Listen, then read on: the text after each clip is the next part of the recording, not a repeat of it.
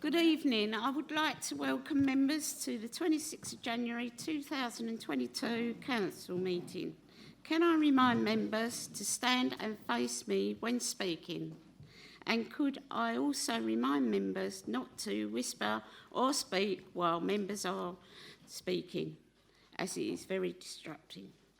I would like to remind everyone present that this meeting is being recorded and will be published on the Council's website.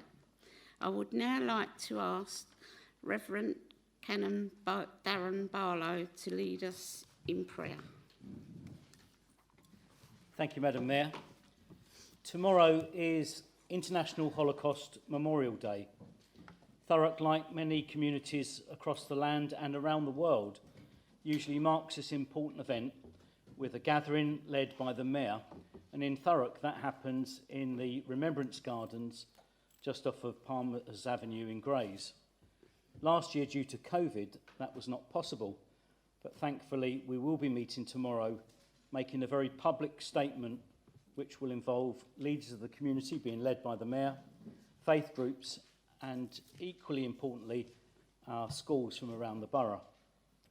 The 27th of January is the day for the world to remember the 6 million Jews murdered in the Holocaust and others killed by Nazi persecution, but also subsequent genocides in the years that have followed in Cambodia, Rwanda, Darfur and Bosnia. Tomorrow, the 27th of January, marks 77 years to the day when the liberation of Auschwitz-Birkenau, the largest Nazi death camp, took place. HMD is a time when we seek to learn the lessons of the past and to recognise that genocide does not just take place on its own. It's a steady process which can begin if discrimination, racism and hatred are not checked, prevented and challenged. As leaders of this community, everyone here has a role to play in standing up against discrimination, challenging the use of language which is inappropriate, which encourages or legitimises hatred, division or exclusion. And to read the prayer that's attributed to St. Francis of Assisi. Lord, make us instruments of your peace. Where there is hatred, let us sow love. Where there's injury, pardon. Where discord, union. Where there's doubt, sow faith. Where despair and darkness, sow hope and light. Where there is sadness, sow joy. For your mercy and your truth's sake we pray. Amen.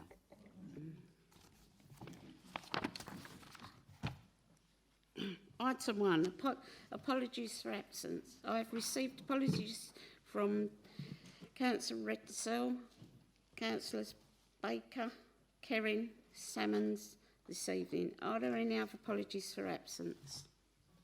Thank you, Madam Mayor. Councillor Akin-Bowen is also absent this evening. Thank you. Councillor Kent. Councillor Fletcher, Madam Mayor. Thank you. Item 2. There are 2 sets of minutes to be approved. I move that the minutes of the meeting of the 22nd of September 2021 Council be approved as a correct record. Is that seconded? Seconded, Madam Mayor. Thank you. The minutes are approved, so subject to the amendments and the minutes are approved. I move to the minutes of the meeting the Council held on the 24th of November 2021 to be approved as a correct record. Is that seconded? Seconded, Madam Mayor. Thank you. Is any member in disagreement with the accuracy of the minutes? No. The minutes are approved.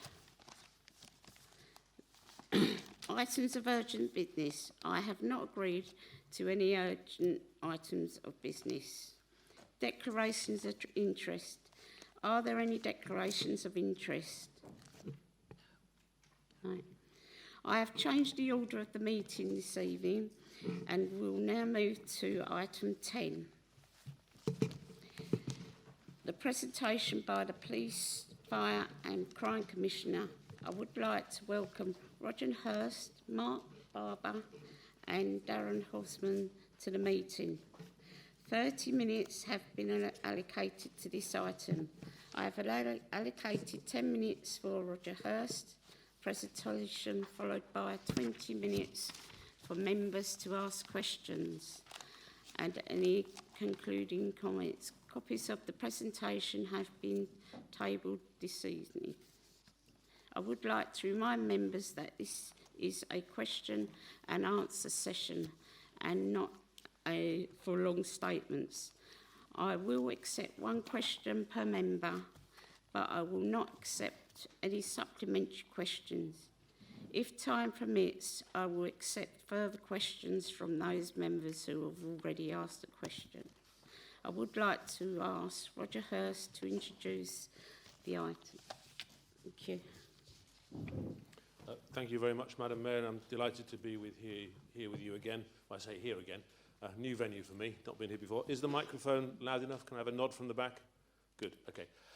So here this evening with Chief Inspector Mark Barber, who is your local district commander, and my colleague Darren Horseman.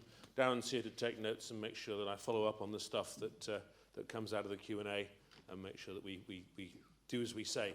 But Chief Inspector Barber will help me out a bit, I think, with a couple of the slides when it actually gets to the local operational activity. So you've got the slide deck in front of you, and I'd really just like to take the opportunity at the start. We were given some points that we knew you would want to address, and I hope I can address some of those in the presentation as I go through. But as I say, very happy to take your questions afterwards. The first question that came was where are we now really in terms of crime? I think we all know that crime went up across the country from about May 2015. There were some new crimes that the government designated, particularly in the domestic abuse area, controlling and coercive behaviour, also in drugs, designating what previously were legal highs as illegal substances. But there was also a real level of growth, particularly in drug-related violence, but also in domestic abuse. And we've been investing quite hard to try and combat that. The charts you've got in front of you, I think, show quite clearly that we were being successful before the lockdown came in terms of reducing the levels of such things as burglary and antisocial behaviour, the things where we have tried and tested techniques that we know work and where we can actually deal with the public, intervene early and reduce and prevent crime across the piece. On the first chart, you've also got the antisocial behaviour line in green, absolutely soaring through lockdown. And I'd just like to flag that is because the 4Es approach designated most of the interventions that policing made with the public as antisocial behaviour. They were non-crime events. So that big green spike is actually the engagement with the public, the explanation to the public of what they're doing wrong in terms of breaking government guidance about isolation and social distancing, and encouraging them to behave. And in the vast majority of cases, that worked. Of course, if it went beyond that and they got a fixed penalty notice or even an arrest, that was then crime. But that big spike is really the impact of the new social distancing regulations, rules and guidance from the government to prevent the spread of COVID. Underlying that, actually, antisocial behaviour has continued to decline through the period. You can actually see as well that now, since we've had the relaxation of the guidance, we're actually back into decent territory of a reduction in antisocial behaviour across the county. Doesn't mean to say it's where we want it to be. None of this is where we want it to be. We still have a lot more to do to get crime down, but at least in terms of the known traditional, as you might say, forms of crime, we know what we're doing and it's working.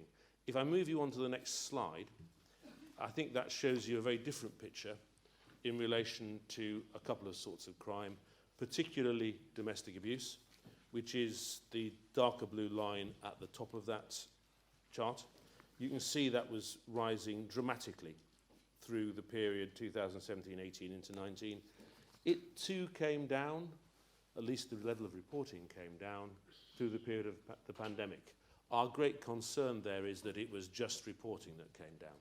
Obviously, much harder to report being abused in a domestic environment when you're effectively locked up in that domestic environment and can't get out of it. So we fear that actually there's been a consistent level of domestic abuse happening in that environment.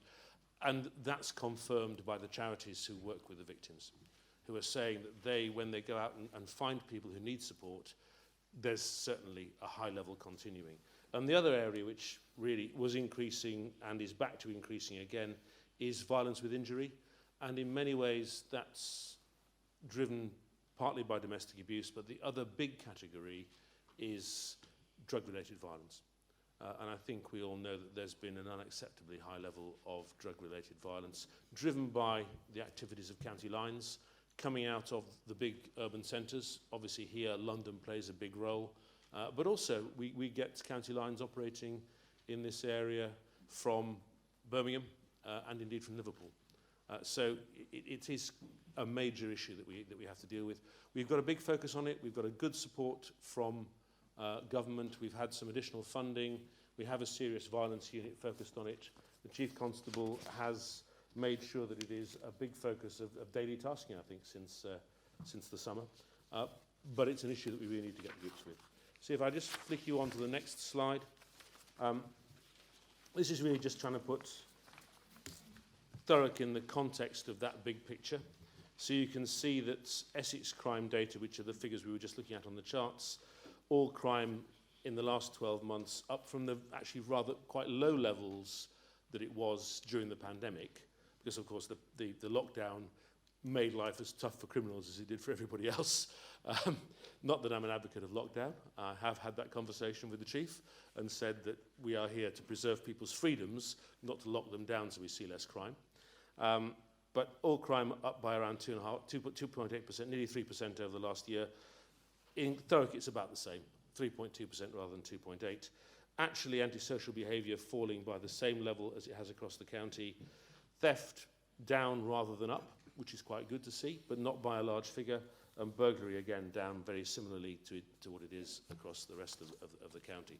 So I think we can say that the issues here in Thurrock are very similar to those that we see across Essex, and certainly we're taking the similar approach here to resolving them. We looked at all of that. We looked at the feedback we got through a major consultation. We designed the new police and crime plan. We launched it November last year, just shortly before Christmas. On the next slide, you actually have the list of the key priorities. It is a continued round of investment. So this police and crime plan really is a continuation of what we were doing, but with an increased focus on those violent crimes that I was just saying, where we haven't succeeded yet in reducing them.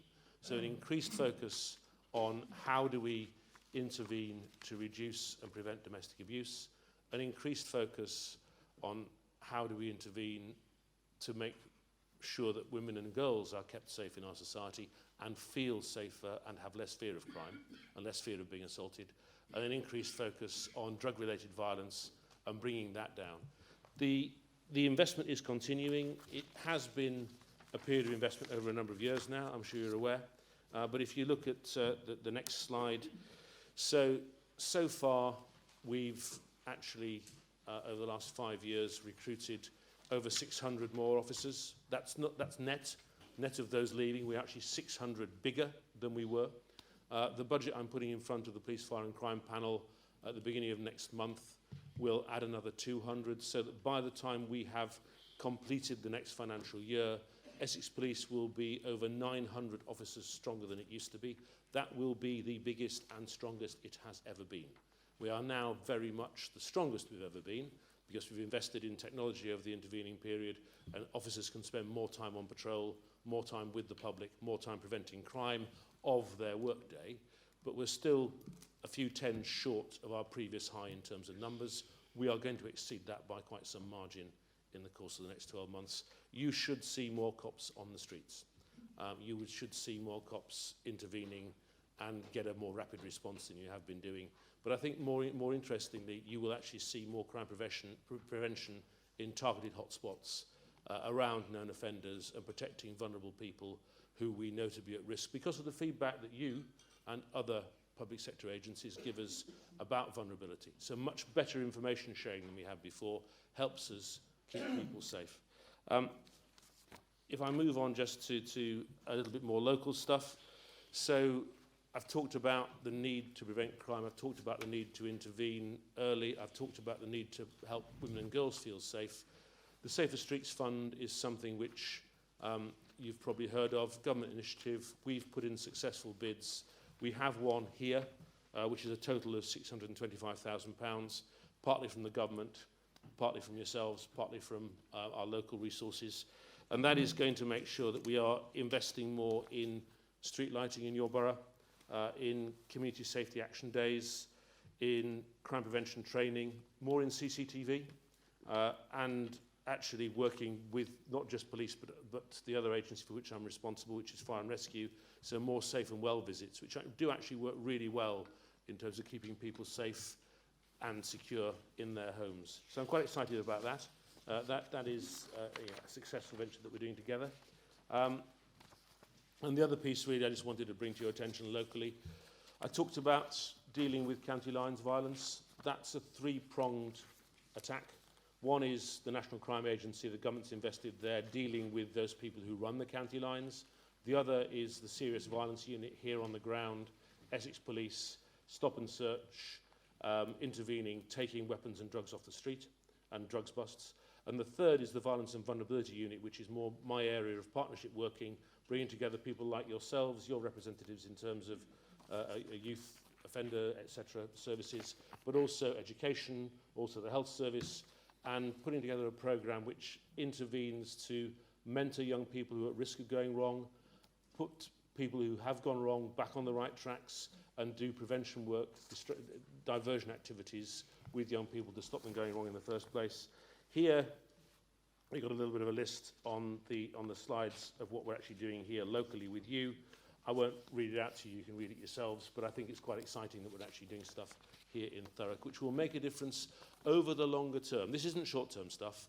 This is so that the kids who are 5, 6, 7, 8 now will not be the young tearaways who get involved in gang crime when they're 15, 16, 17, and the people who are driving gang crime when they're in their 20s. I'm now going to ask the Chief Inspector to say a few words about what we're doing operationally locally, if I may. Good evening, everyone. So I've been in post for 9 months, and what's been clear to me, if we think about antisocial behaviour, the number one issue around antisocial behaviour is off-road motorbikes. Since coming into post, I set up and chair a task and finish group specifically around antisocial behaviour and off-road bikes.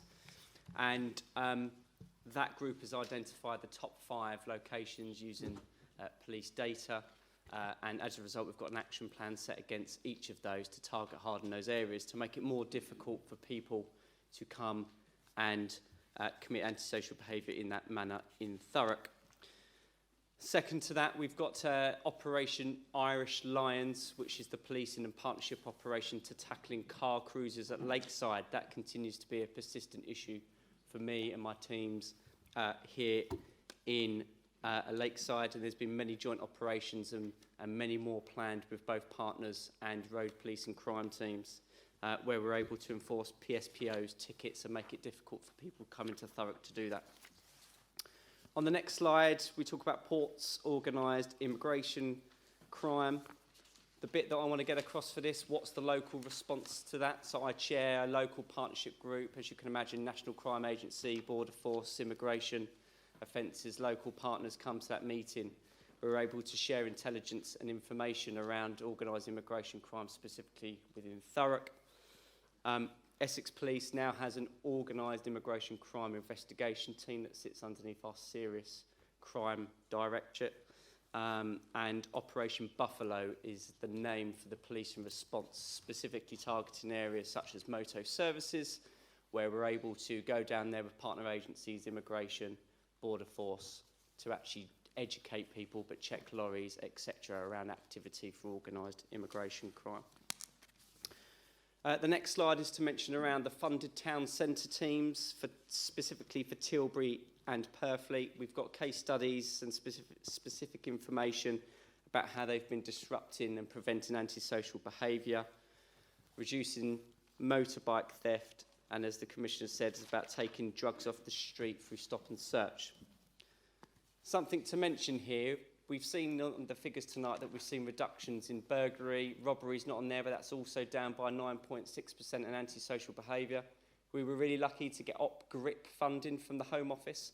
That allows us to put hotspot policing into place. That's funding from the Home Office, so above and beyond normal policing, we put cops on the dots where the data is telling us that the most crime and harm is being committed.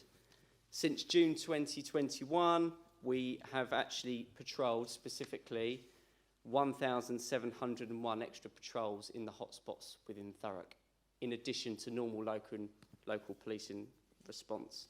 And community safety engagement officers are a new role for us for the last 12 months when they're actually out engaging with the public, and you may have seen them out in Grace High Street and other places doing such pop-up events and speaking to the public. That's it, and we're open to any questions. Thank If I you. may, Madam Mayor, just to say thank you for the 4 cops that you have put into that venture in the town centre team. Would any members like to ask a question? Councillor Ralph. Would you like to speak? Thank you, Chair.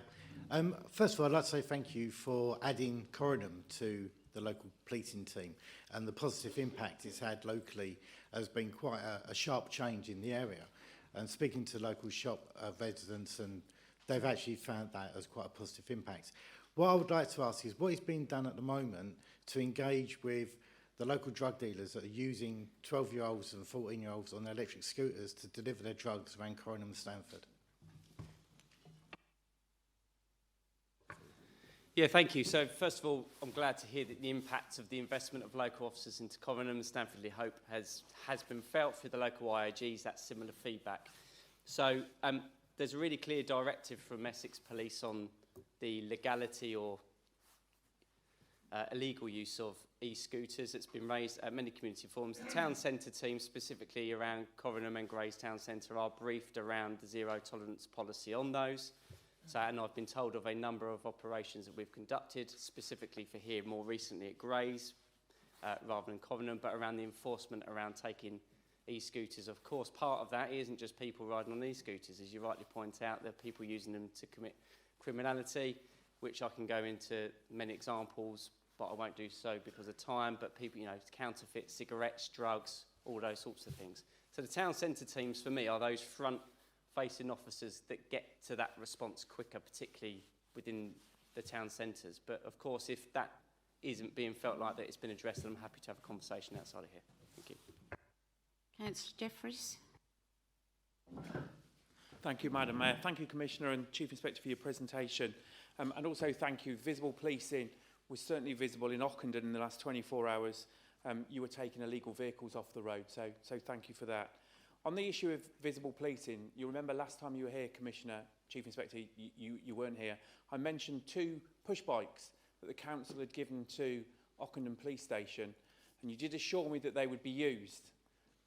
They would really add to the visible presence of police officers in South Ockenden.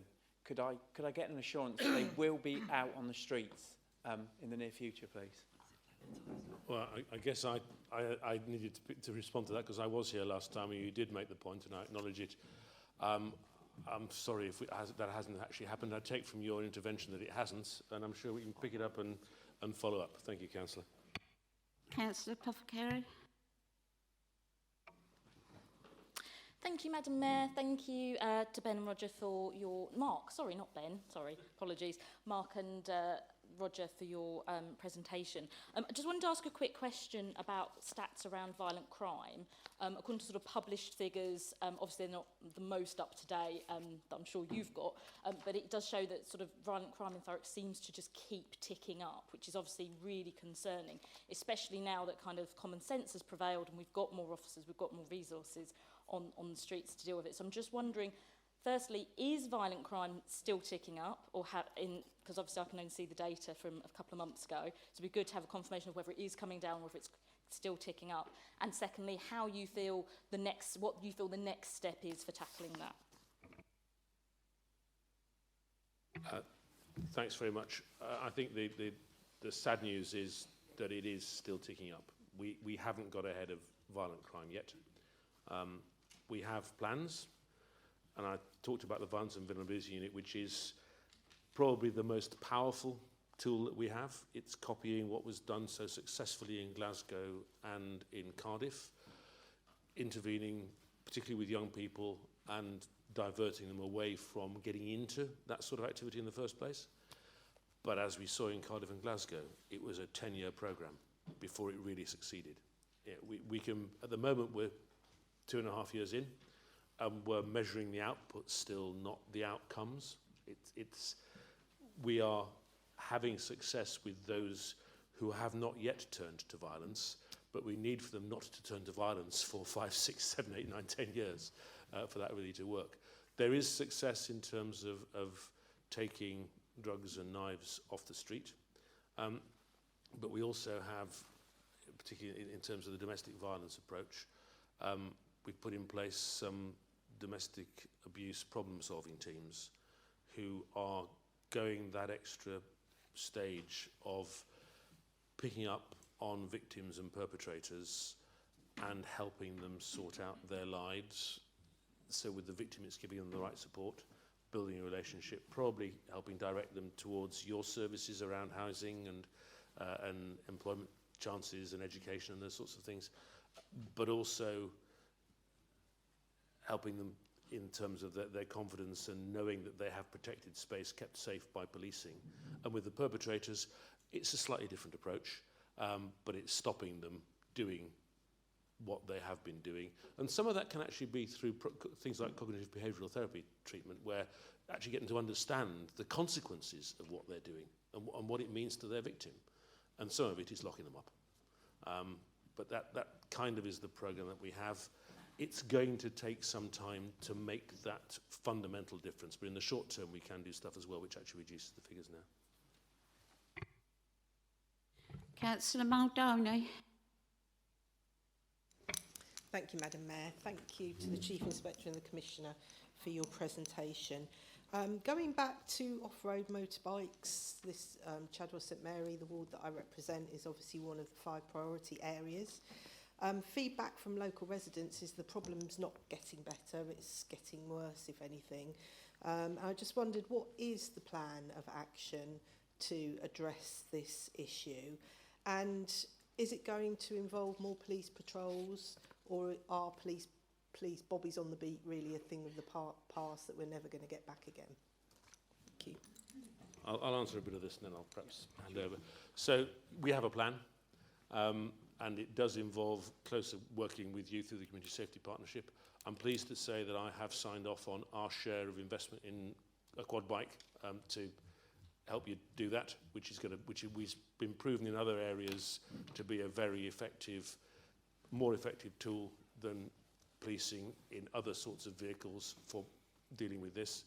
And it's going to be a coordinated response around that sort of intervention with more commitment from policing. Do you want to talk a bit more about the detail?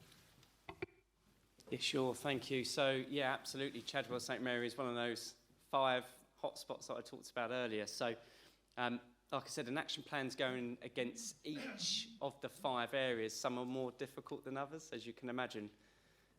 You can try and target hard in some areas than others, but there are ways around, and I won't go into details now, but we've had support recently for putting barriers in place. They've been ripped out.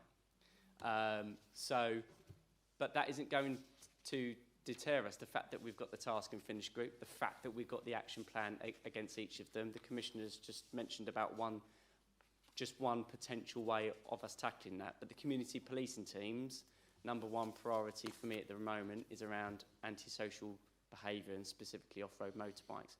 And Operation Caesar is the policing and partnership operation to tackle it. So we're hoping that the investment in a new potential tactic will help reduce joint things. investment. Yeah, joint investment, yeah. Councillor Gredhill, would you like to speak? Thank you, Madam Mayor, and thank you, Commissioner and Chief Inspector, for your presentation. I'd also like to thank you for the joint work we did last year to help reduce fly tipping and illegal transportation of waste. Can I confirm as we go forward into the coming year that those joint operations will still continue? What are you going to say? In short, yes, absolutely. More than happy to have that conversation, of course. Councillor Collins. Thank you, Madam Mayor, Commissioner and Chief Inspector. Thank you also for this report and the very heartening improvements we've seen in your operations, especially in Thurrock. I just want to bring your attention to page 5. There's an item there that says, who's controlling your child? Can I just query with you, who are you actually targeting against who may be controlling your child? I'm guessing it's gangs, but is it also extreme left-wing groups, as well as right-wing and extreme Islamism? Thank you. Thank you, Councillor. Very good question. I mean, there's a bit more detail about it. If you get the whole police and crime plan, it's a bit more in context there, and it makes a bit more sense. But really, it is about the exploitation of young people by drugs gangs. It is intended to help parents, carers, teachers spot the signs of kids who are at risk, who are being groomed. Predominantly around drug violence. It can also be around sexual exploitation. But at the moment, I think the drug violence is the bigger issue. And we've got some good programs in place to educate and train the carers of these people, both media programs, but actually specifically targeted training programs as well. And hopefully that's this is part of a national campaign to help particularly parents and carers understand when their kids' behaviour starts to change. I have to say, I've listened to it and I've found it quite revealing. I mean, I'm still the parent of a 16-year-old, surprising that may seem, and it just does make you alert to their sort of behaviour. Councillor Kathy Kent. Thank you, Madam Mayor. Thank you for your presentation. On the 12 policing priorities, one of them is reducing violence amongst women and girls. In light of national headlines from various police forces in the last few years, how can you reassure residents that Essex Police Force has learnt from the lessons of the other police services mistakes that they've made in reacting to violence against women and girls, and when they had like vigils that some people said were policed too heavily, and what confidence can we have that that reports from women and girls will be taken seriously and in a confidential manner and a nice manner that is not makes them feel confident enough to report things. There's Thank you, Councillor Kent. How can I offer you that reassurance? I'd really like to. I guess I can start from a couple of points. One is, it was in my manifesto last May.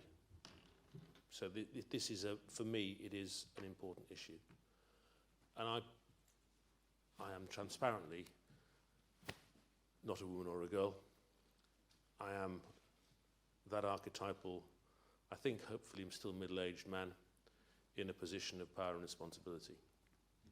I think it really is incumbent on me to stand up here this evening, as I have elsewhere, and say I personally condemn violence by men against women and girls. I don't think this is a problem for women and girls, it's a problem for us all. And men have a big role. And I'm not trying to be non-gender specific or whatever. I have a very broad mind and a very broad level of experience in terms of gender fluidity, but I'm a man. And I condemn male violence against women and girls. And I did that in my manifesto last May, and I do that in my police and crime plan. And I hold Essex Police to account. for making sure that they do it too. And I can't offer you a guarantee that every interface, every contact between a woman and girl and an Essex police officer or a member of the Essex police staff is going to be as it should be.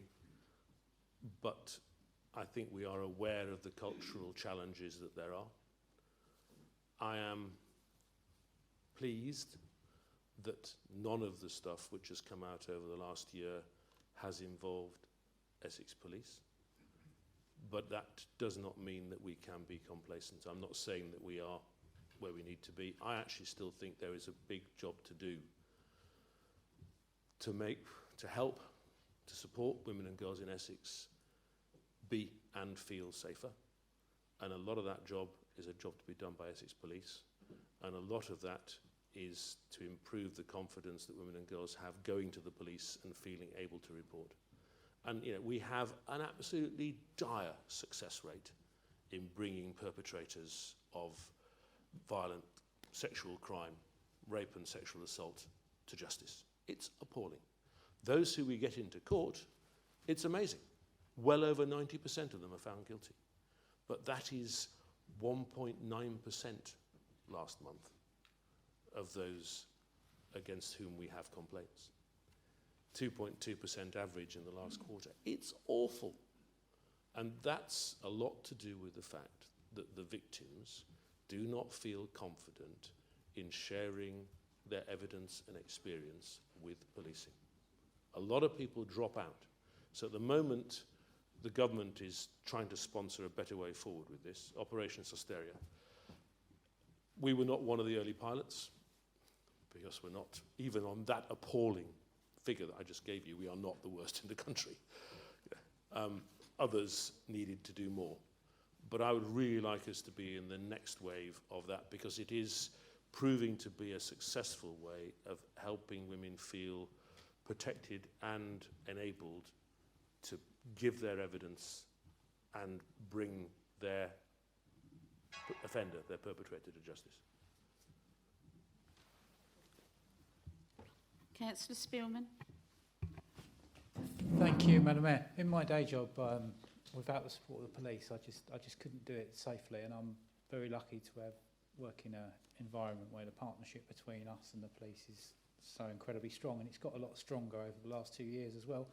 What would you say, in terms of Thurrock, what would you say your best example of partnership working is with Thurrock? And what areas are you looking to develop in the short and medium term to improve that? Thank you, Councillor. I've talked tonight, haven't I, about the working relationship between partners around antisocial behaviour. You know, in my previous role to this, I was the Detective Chief Inspector Force Lead for adult sexual offences and child abuse. So just interested on your last point, really, about the force's response to that. And of course, the partnership work in that role was very different to this. So of course, I have to deal with, and rightly so, focus on the issues that are important to local residents and local policing.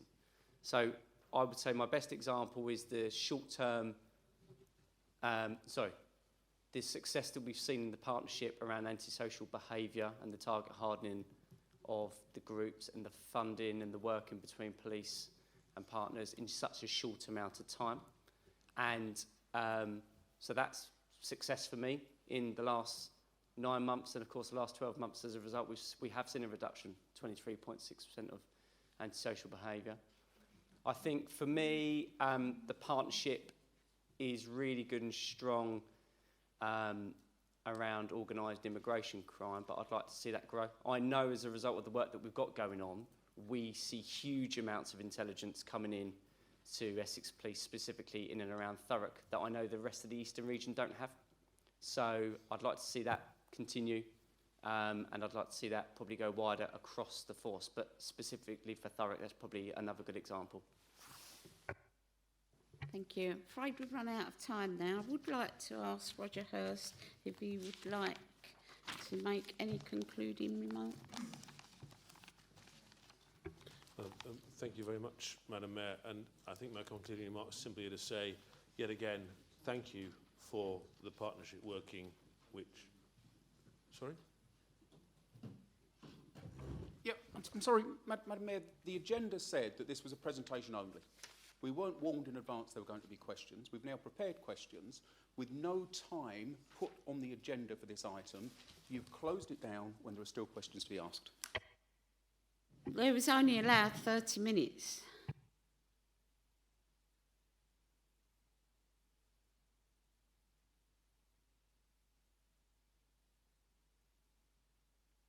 I'm happy to take a couple more, Madam Mayor, if it's absolutely your discretion, of course.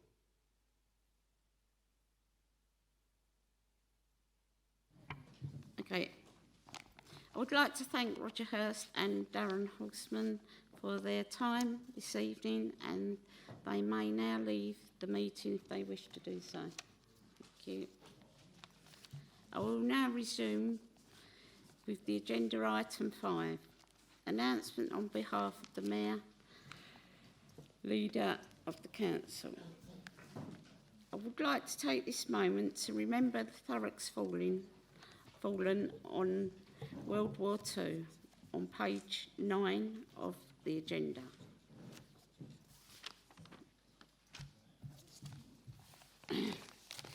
December 1941, Green Charlie, Daly Arthur, Marriott George, Redknapp Edwin F, Gray Philip J. January 1942, Emerson Leslie, Watkins Thomas, Lloyd Francis J, Turnage William R and Hart Graham D.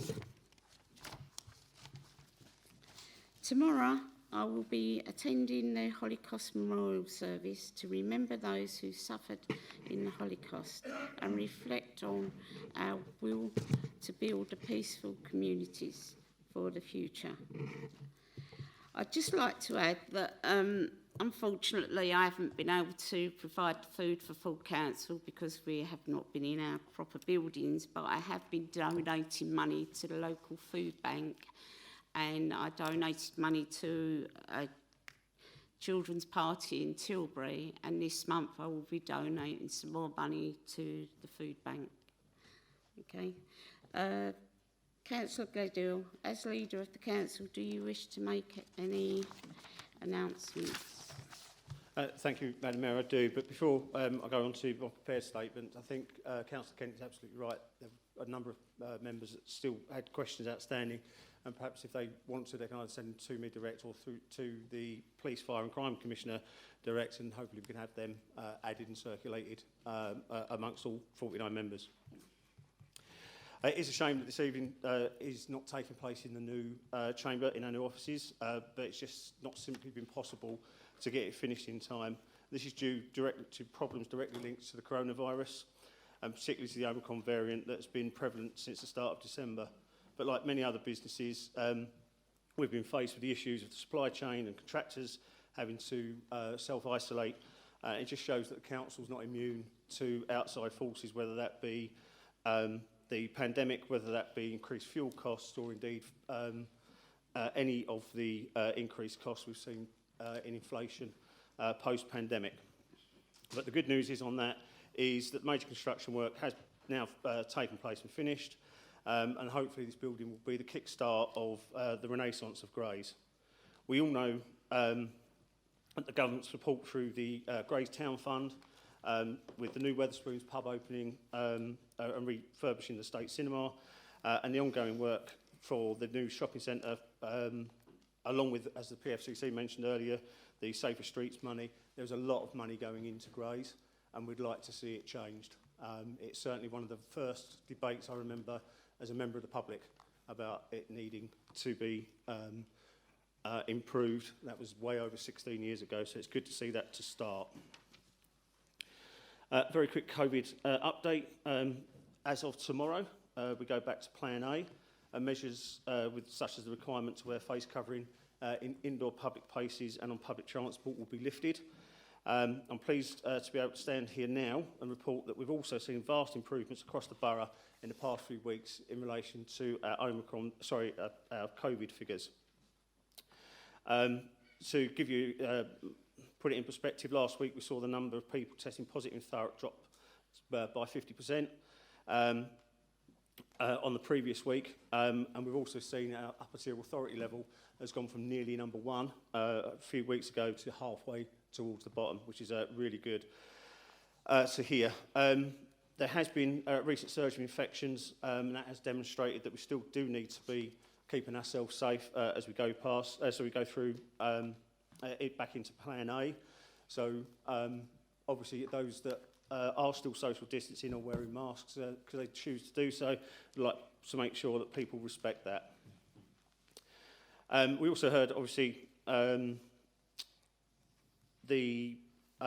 last week, that the Thurrock's been awarded $485,000, I'll get the numbers right, funding from government to help boost the vaccination take-up.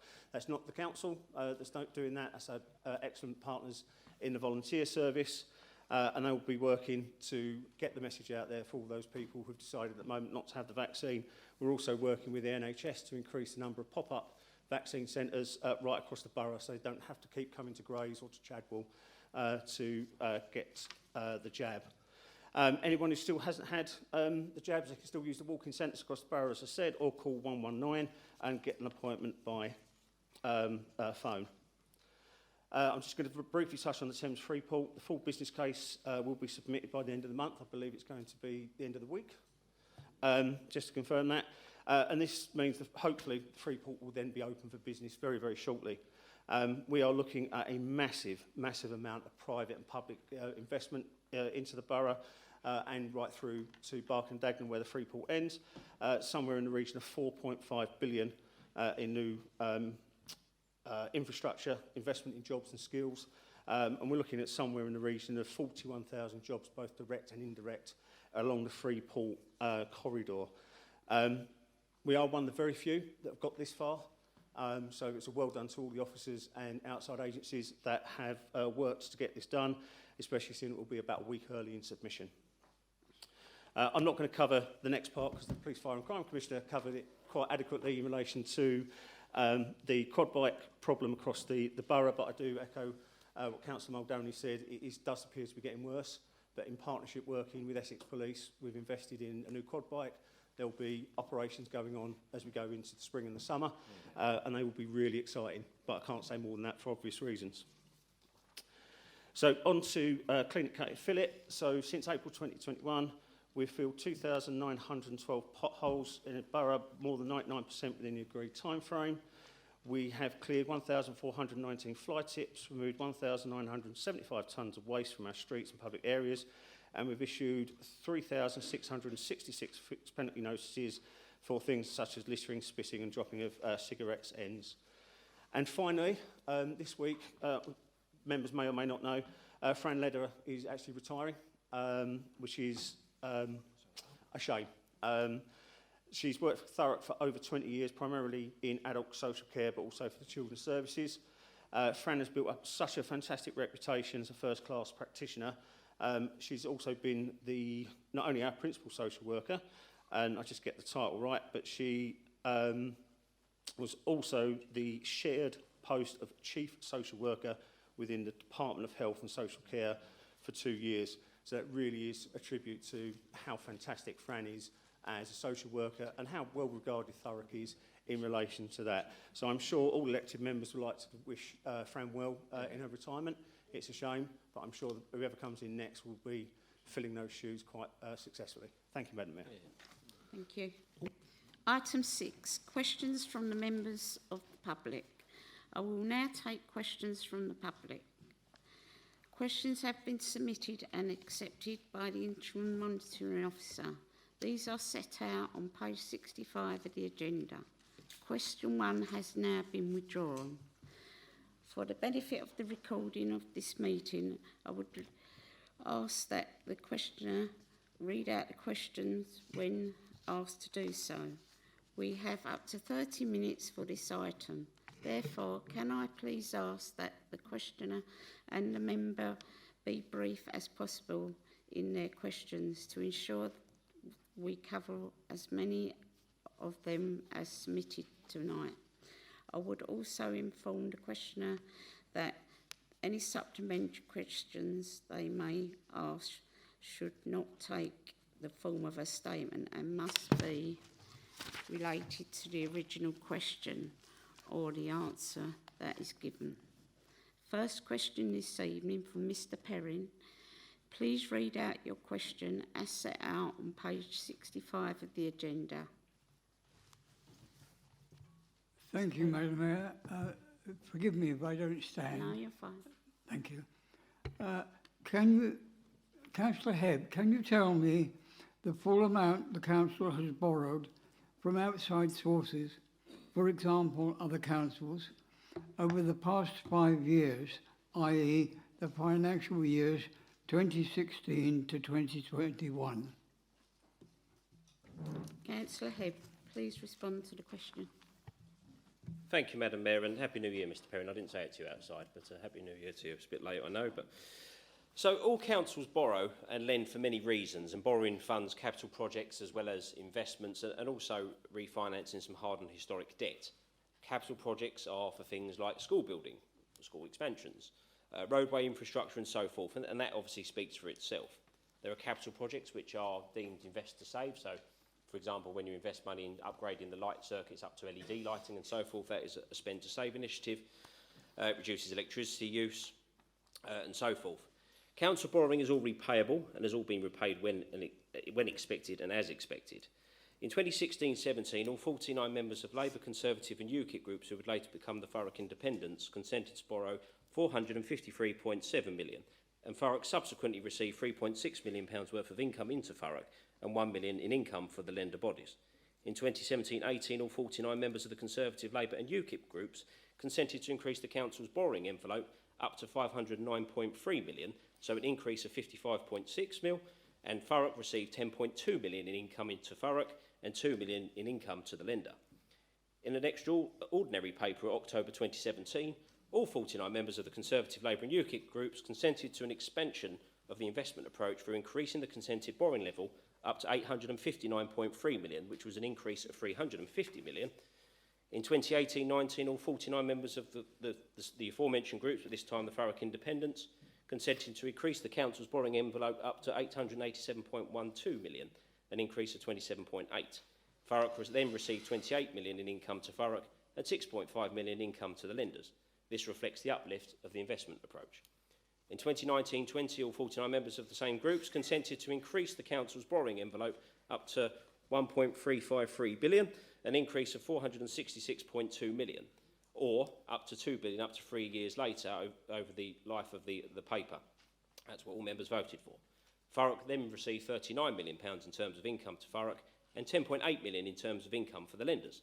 In 2020-21, the divergence began. The council consented to the council borrowing £1.58 billion, and Thurrock received £35 million worth of income to Thurrock and £8.5 million in income to the lender.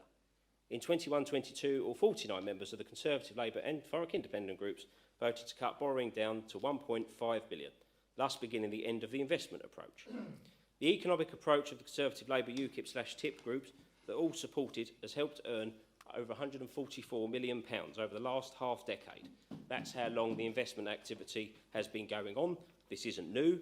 That's £115 million for Thurrock. There's £29 million for other external sources. And that helps all of our areas, live in a place where we're proud to live, work and play.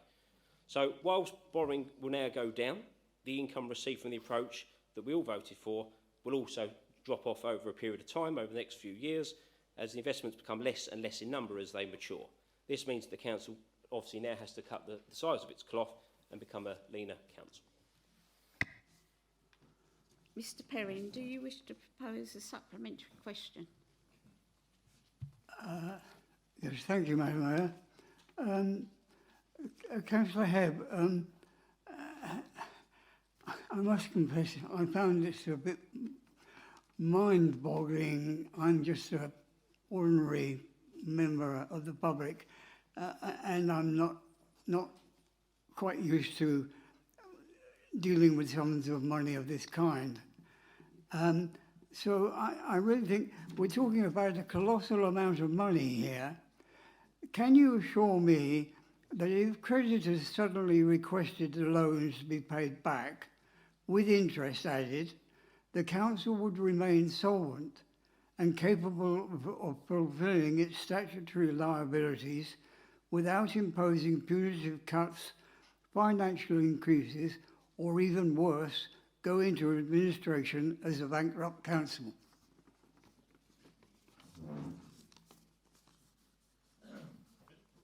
Councillor Head. Thank you, Councillor Shinnick. Oh, Madam Mayor, apologies, that was rude of me. I'm so sorry. Madam Mayor, and thanks, Mr Perrin, for the question.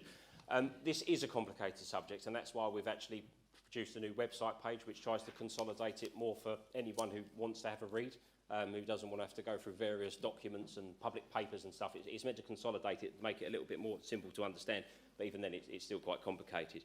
In terms of the interest, you say about the interest, the answer to the question is yes, that everything has been repaid, will be repaid, quite simply. The interest that you mentioned, that figure I just gave you, that 115 million and the 29 million, is actually after interest. So after everything is said and done, after all borrowing is taken out, repaid, and interest paid to those who are owed it, we have earned, or this scheme has earned £144 million. And the other thing, and I will talk about this a little bit later, what it did do, Mr Perrin, is allow us to increase our reserves position by 300% from what we inherited in 2016. We were at an £8 million reserve level. We went up to 24 million.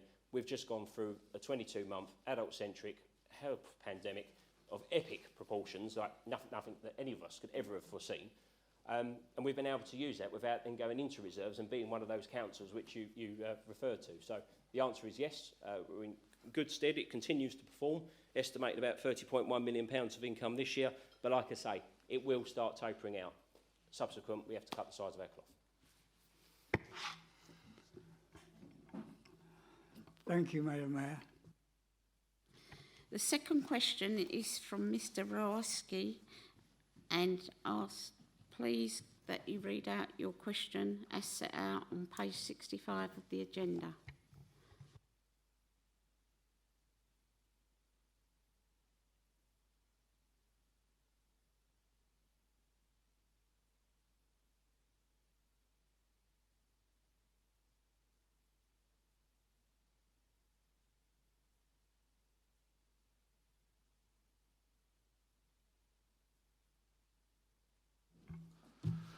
Hello.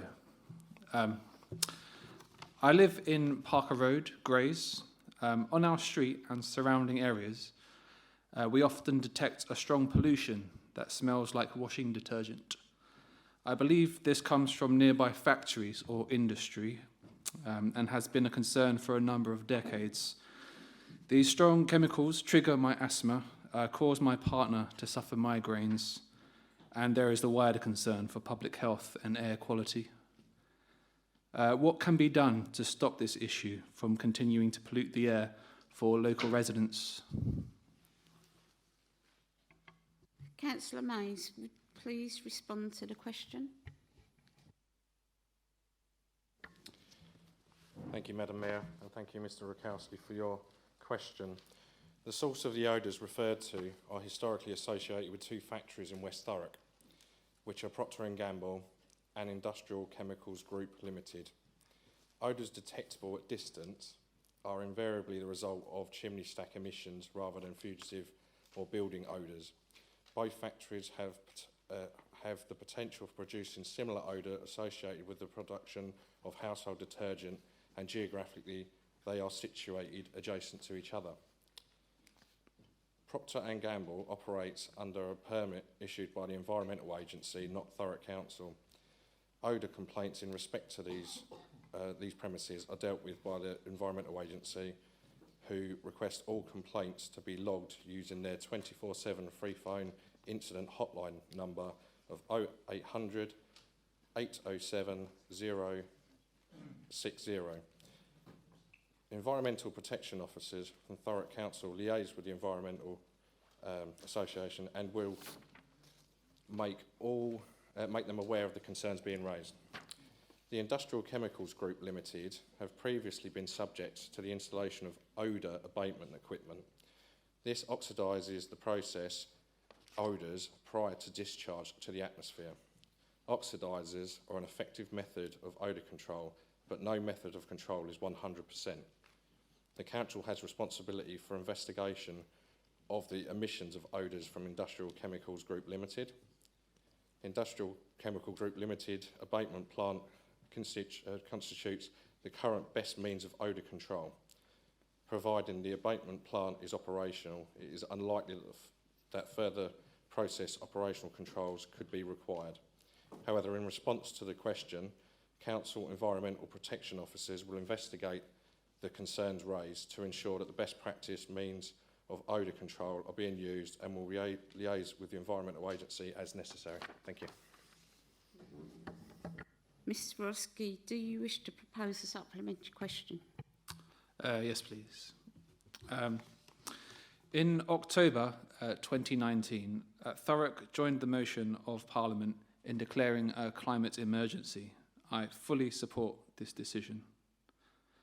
My question now to the Council is to clarify what action is being taken. What plans are in place to meet the challenges of this emergency, not just for Council operations, but for also for local communities, infrastructure and businesses? Thank you. Councillor Mays, would you like to answer the question? Oh, it's not a related question to the question in the original.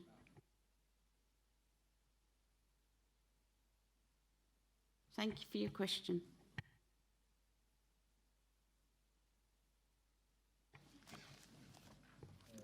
Item 7, petitions from members of the public and councillors. Please be advised that in accordance with the council petition scheme, no notices of petitions have been received. Item 8, update report in respect of those petitions presented at the council and the council offices. This report can be found on page 67 to 68 of the agenda and is for information on the status of the petitions handed in at the council meetings and council offices. Item 9, appointments to committees and outside bodies, statutory and other panels. Councillor Gledhill, do you wish to make any changes to the appointments previously? Oh, sorry, apologies, Madam Mayor, I've got a coughing fit. No, I don't. Thank you. Councillor Kent, do you wish to make any changes? No, thank you, Madam Mayor. Thank you. Councillor Byrne? No, thank you. Councillor Massey? Item 11, appointments of interim monitoring officer. Councillor Gledhill, would you please introduce the report that can be found on pages 69 to 72? Thank you, Madam Mayor. As outlined in the report, the role of the monitoring officer is one of the few statute requirements. And it is very usual across local government for this role to be fulfilled by someone who's legally qualified as a lawyer or solicitor, but this is not a requirement, and indeed this is what will happen in this case. With the previous monitoring officer leaving the authority on the 3rd of December, there was a need to appoint someone to the role immediately, and that was done under an emergency decision 2 notice by me in consultation with the Chief Executive. This was brought to the General Services Committee, and as in point 3.5 of the report, the recruitment into the Assistant Director Legal and Monitoring Officer will be developed and managed through, in line with the normal requirements through the General Services Committee. For those who don't know Matt, and I think everybody here would do, Matt has actually worked at the Council since 2005 and has been the go-to person when it comes to constitutional inquiries and indeed the way council meetings are conducted.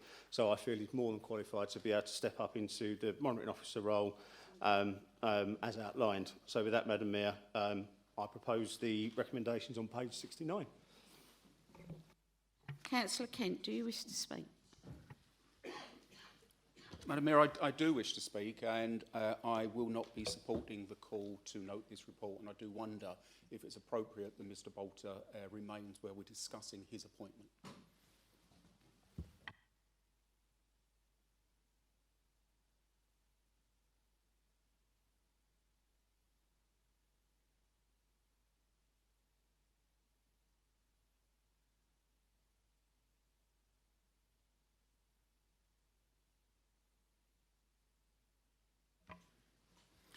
So, Madam Mayor, as we've heard, the role of the monitoring officer is a crucial one, both for the council as a corporate body and, more importantly, for us, for council members. The role is, along with the head of paid service and the Section 151 officer, one of those statutory officer roles clearly defined in legislation, the appointment or dismissal of which must be a decision of full council. The monitoring officer role is described as to report on matters they believe to be illegal or amount to maladministration, to be responsible for matters relating to the conduct of councillors and officers, and to be responsible for the operation of the council's constitution. They are, as we've heard, often, but not always, the head of legal services in the local authority. Now, the reason we need to make this appointment is that the previous post holder left the council on the 3rd of December. This was reported to the General Services Committee on the 8th of December, although it had been widely trailed in the local media before then. Madam Mayor, I was approached for comment on this after our last council meeting on the 24th of November, so I emailed the Chief Executive the next day, the 25th, to ask for some clarification on what was happening. I received no response at all. I emailed the Chief Executive again on the 2nd of December, and again, I received no response.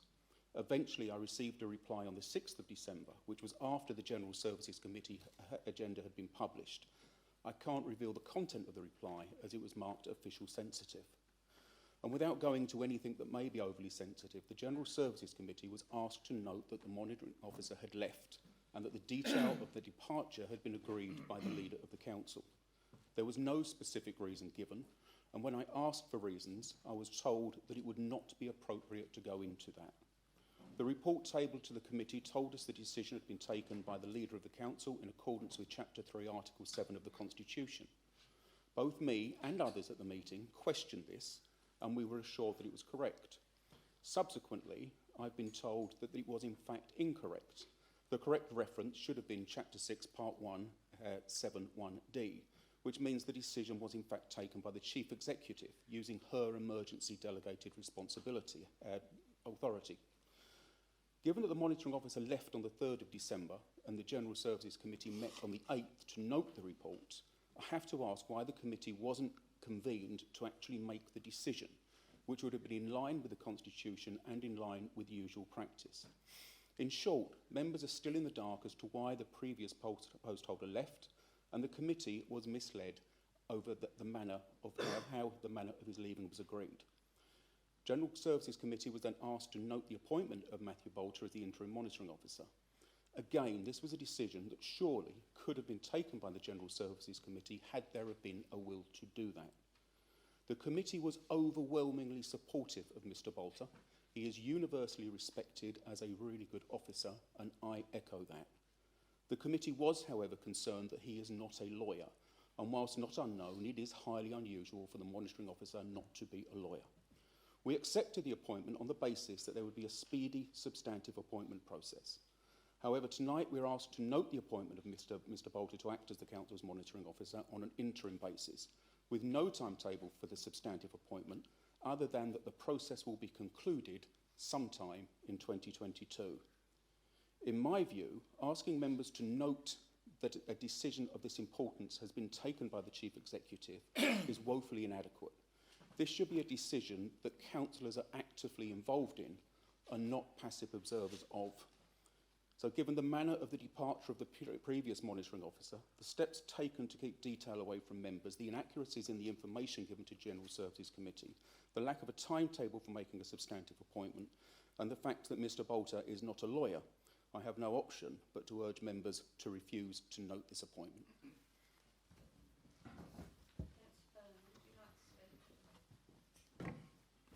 Yes, well, not much to say really apart from I support Matthew's great.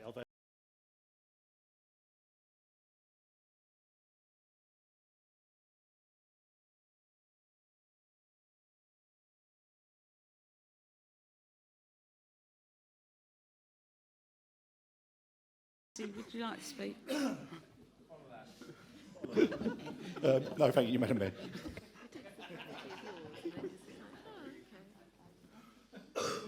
Would any other member like to speak on the report?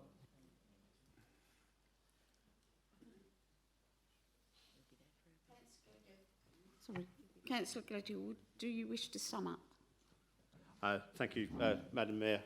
It would just normally be just to move as the recommendation at 1.1 on page 69 as outlined, but I'm trying not to smirk from Councillor Burns' statement.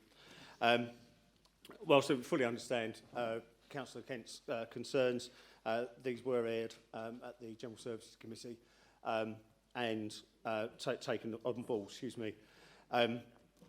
We do need to note this, in my opinion. Excuse me.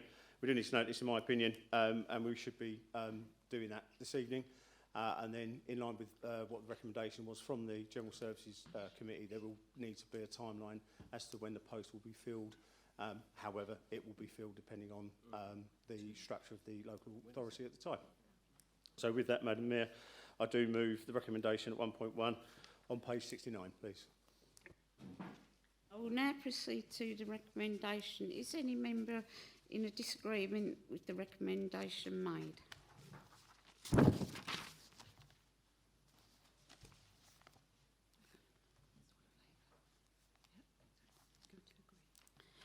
Okay, so the recommendation is agreed.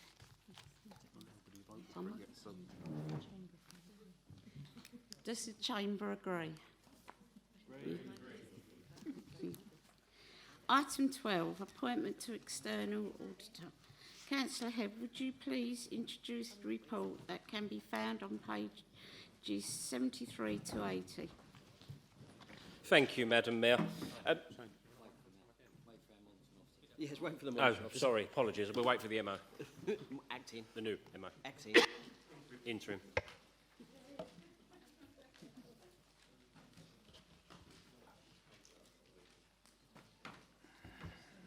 Councillor Kent, can you turn your mic off, please?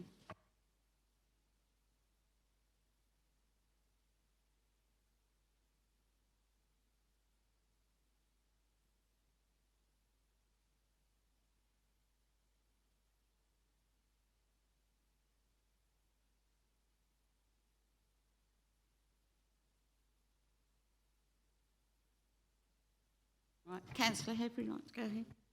Thank you, Madam Mayor. Since 2014, local authorities have themselves had the obligation to appoint an external auditor to audit the accounts. There are various mechanisms in place which can facilitate the appointment of an external auditor, and this report articulates the three that are available.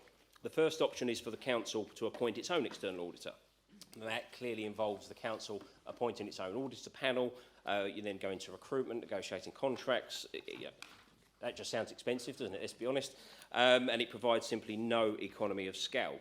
The second option is a joint approach where we might decide to pool with a few other local authorities where there are obviously some more economies of scale, but you're still setting up your own external audit mechanism. The third option, I think, and I'm sure I'm right in saying this, that 5 years ago we all agreed this, is probably the purer approach.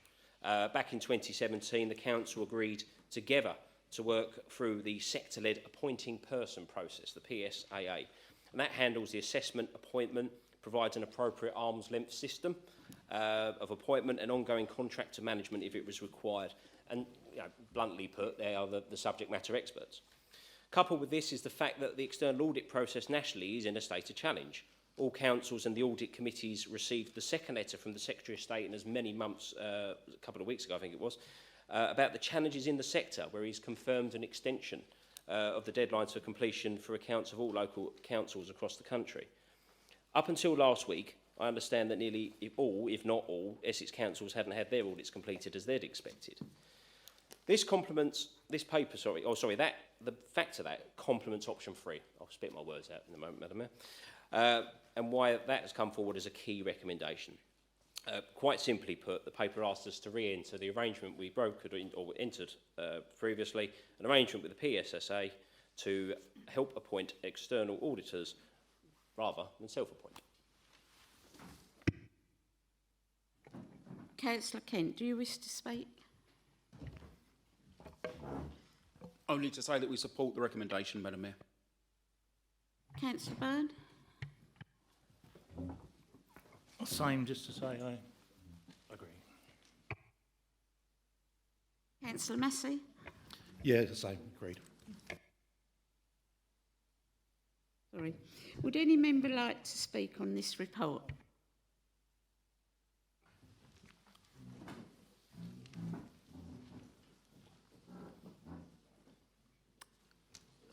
Thank you, Madam Mayor. I'd like to speak on the report. Having carefully listened to the proposal made by Councillor Hebb and the three options which he has identified, I believe and I think that option number 3 seems to have many advantages.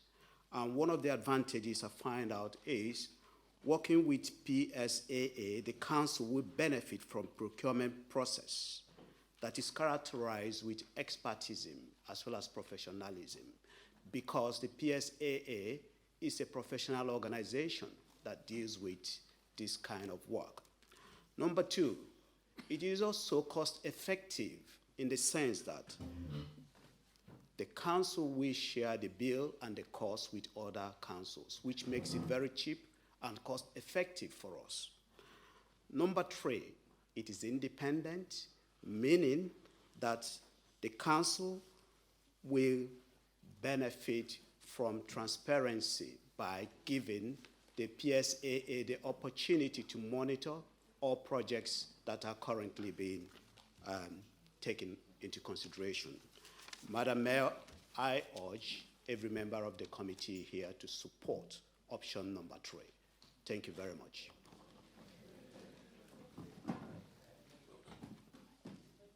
Councillor Hebb, do you wish to sum up? Thank you, Madam Mayor. I'm on the understanding that might be your maiden speech, Councillor RJ, so congratulations. Thank you very much. Actually, it's my first time I was speaking in the chamber here. And very aptly and ably you did it too. No, thank you for articulating that probably far better than I did. Thank you, Chamber, for the support. And yes, I'll move the paper forward.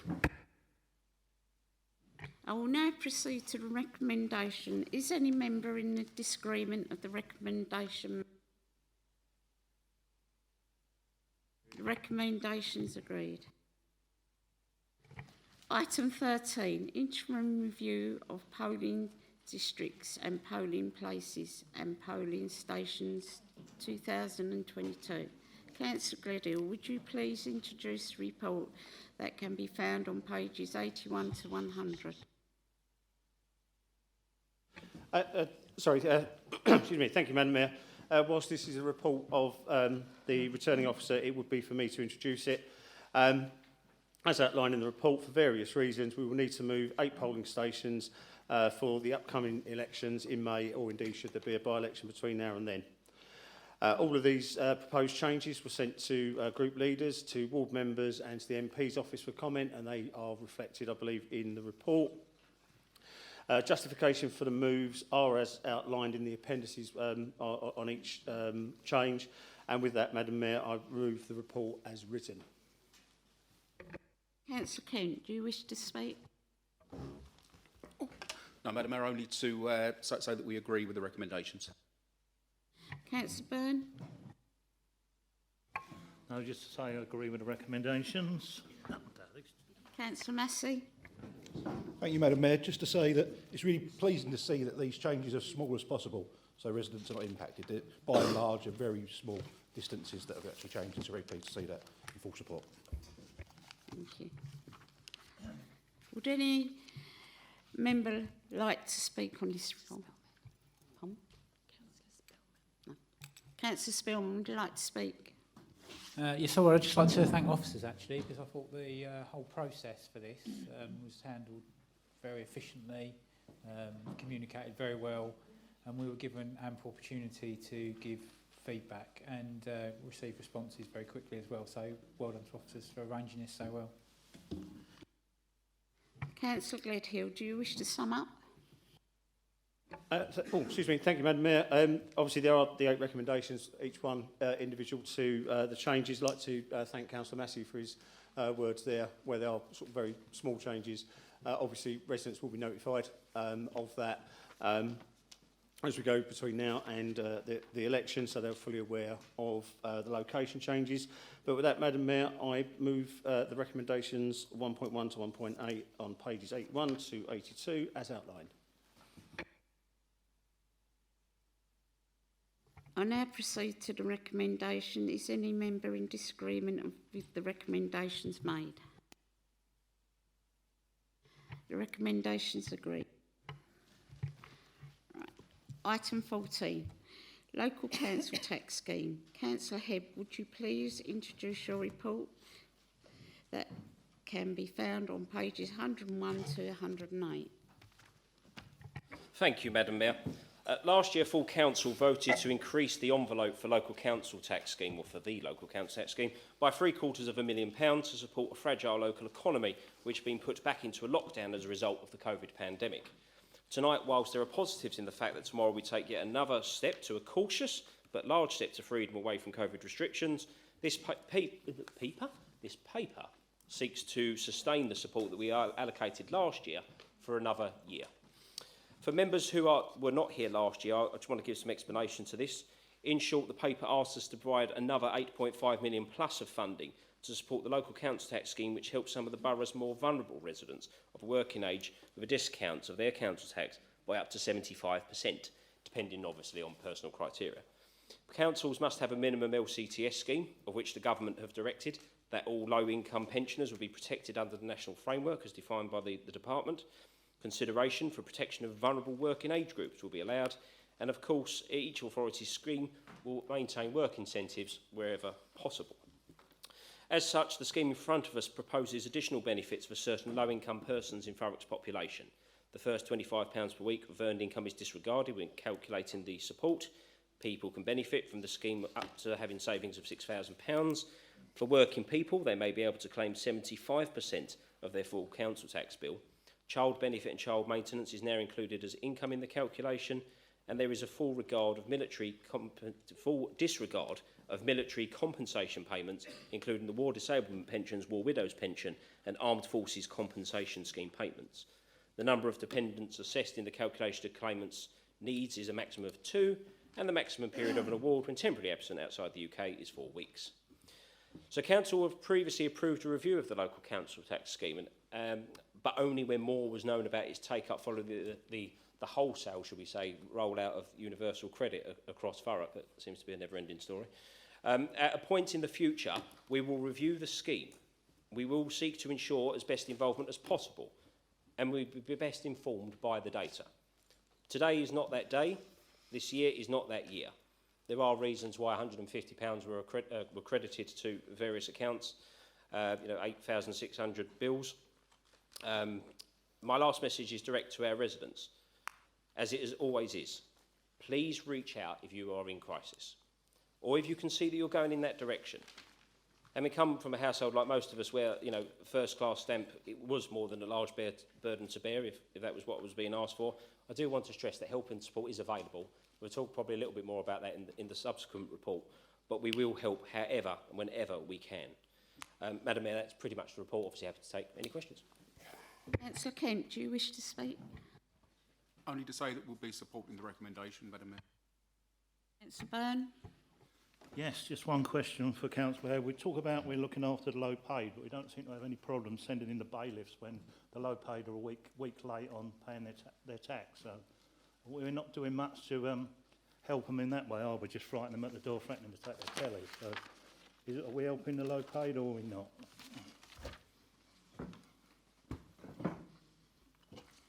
Councillor Hebb?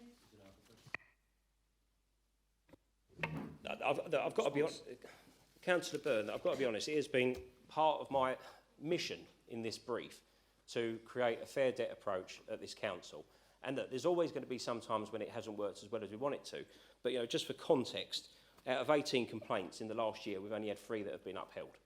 That's quite sizable. That was compared to 47 that were upheld a few years ago. The fair debt approach, particularly the piece around those that want to pay but simply can't, and like I said, we will talk about this later, the whole spirit of that is making sure that there's a compassionate process with elements that are discretional to the process, so things that we do above and beyond what the law requires us to do, to try and help people come forward and pay their debts and so forth in a compassionate way. So I don't completely regard that. If there are particular instances where that is the case, and things do come over to my desk, let me know, because I'll happily look into it with the department, because it is a mission of mine to make sure that the process is done compassionately but consistently. Councillor Massey? Thank you, Madam Mayor. Just to add, thank you, Councillor Hebb, for your report. it's really nice to see the fully disregard of military compensation payments for all those that have gone to war and actually the War Widows pension and the Armed Forces compensation scheme. It's really nice to see that. I think it's something really good to do for the residents. Councillor Little, would like to speak? Thank you, Madam Mayor. Councillor Hebb has already brought this proposal forward to corporate overview and scrutiny, and we debated it at some length, and we fully support it going forward into 22 and 23. We were very pleased with the report. Thank you, Councillor Hebb. Councillor Hebb. Thank you, everyone, for the support and commentary. I'll move the paper forward. Sorry, Councillor Spoon.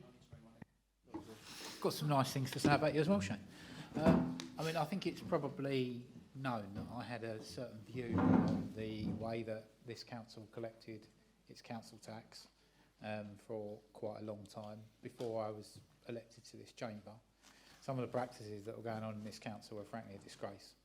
Some of the unlawful activity that was going on out on the streets of Thurrock from people that we counted as partners was something that we should be deeply ashamed of. Now, I'm very pleased with the approach that Councillor Hebb has taken. I was pleased when I was in opposition, and I'm just as pleased now. I think he's taken our collection practices from a very dark place to a much better place, and I know this because my inbox is no longer full up of complaints from people who are basically being swindled by bailiffs around this borough. So I congratulate Shane on a good campaign that's heartfelt and that's delivering results. Councillor Gatehill. Thank you, Madam Mayor. I'm going to echo again what Councillor Massey said about the fact that we disregard all military payments and pensions from our scheme. We don't have to, we choose to, and indeed we have chosen to right from the beginning of this, and indeed before when we were awarding council tax and other benefits.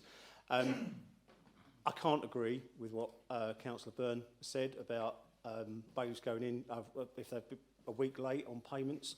As a former council tax officer myself, and along with Councillor Johnson, there is a long process to get to the point of the enforcement officers. Yes, before they get to that point, and people are knocking on doors. I'm going to echo exactly what Councillor Spillman said. Where we were as a council 6, 7, 8 years ago wasn't the best place. There was very, very quick enforcement. Having spoken to the team during the pandemic, our softly approach has really paid off for those that are unable to pay but are willing to pay. There are still people out there that don't want to pay, but I'm sure Councillor Hebb will cover that a little bit later. So I'm really happy to support this. It's the right thing. It's the right level at the moment, and Councillor Hebb, again, it's right not to look to change it. You'll see that Castle Point only pays 70%, whilst that would be a saving on the annual bill for everybody. It is right at this moment to continue at the levels of 75%. Thank you, Madam Mayor. Councillor Hebb, do you wish to sum up? Thank you, Madam Mayor. One thing I didn't stress, actually, when I was talking or responding to Councillor Byrne, was that how the Citizens Advice Bureau were part of that piece of work as well. And that it sort of went back and forth a number of times. And they really appreciated what we were doing and trying to do. So I think we sort of can underwrite and say that we have sort of tried to do the right thing. I will just conclude by saying it looks like we need to identify a new corporate key performance indicator in terms of Councillor Spillman's mailbox, if that's the case, and then we'll measure it that way moving forward. But no, authentically, thank you, everybody. I appreciate the support. Let's do this. Let's help some people out. Thank you. I will now proceed to the recommendation. Is any member in disagreement with the recommendation made? No. Recommendations carried. Thank you. Item 15, to receive the report from the Cabinet members. There are 2 portfolio holders' reports this evening. Can I ask Councillor Hebb, as Cabinet Member for Finance, would you please introduce your report? This report can be found on pages 109 to 136. Thank you, Madam Mayor. So I've said that a lot this evening. It's been over 660 days since an adult-centric, once-in-a-century international health crisis took hold of our lives. Post-COVID has been difficult for a number of councils, notably 2 councils issuing Section 114 notices, namely Labour-run Slough and Croydon. This has not been the case for Thurrock.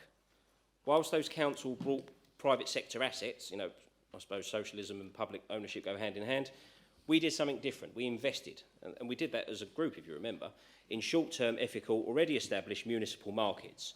The result was that we bolstered reserves while some went bust. The impacts on local government finance are well documented, with many reports on how the pressures to sustain pre-pandemic spending levels exist.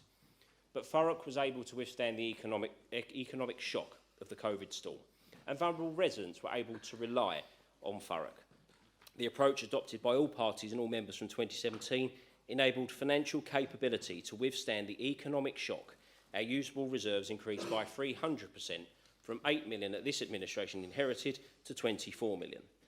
To date, including the last 22 months of living through an international health crisis with previously unforeseeable economic damage following in its wake, the approach has enabled the Council to fund an additional £115 million worth of public services, services which would have otherwise had to be cut rapidly in 2016, and provide circa £28.8 million to other public bodies.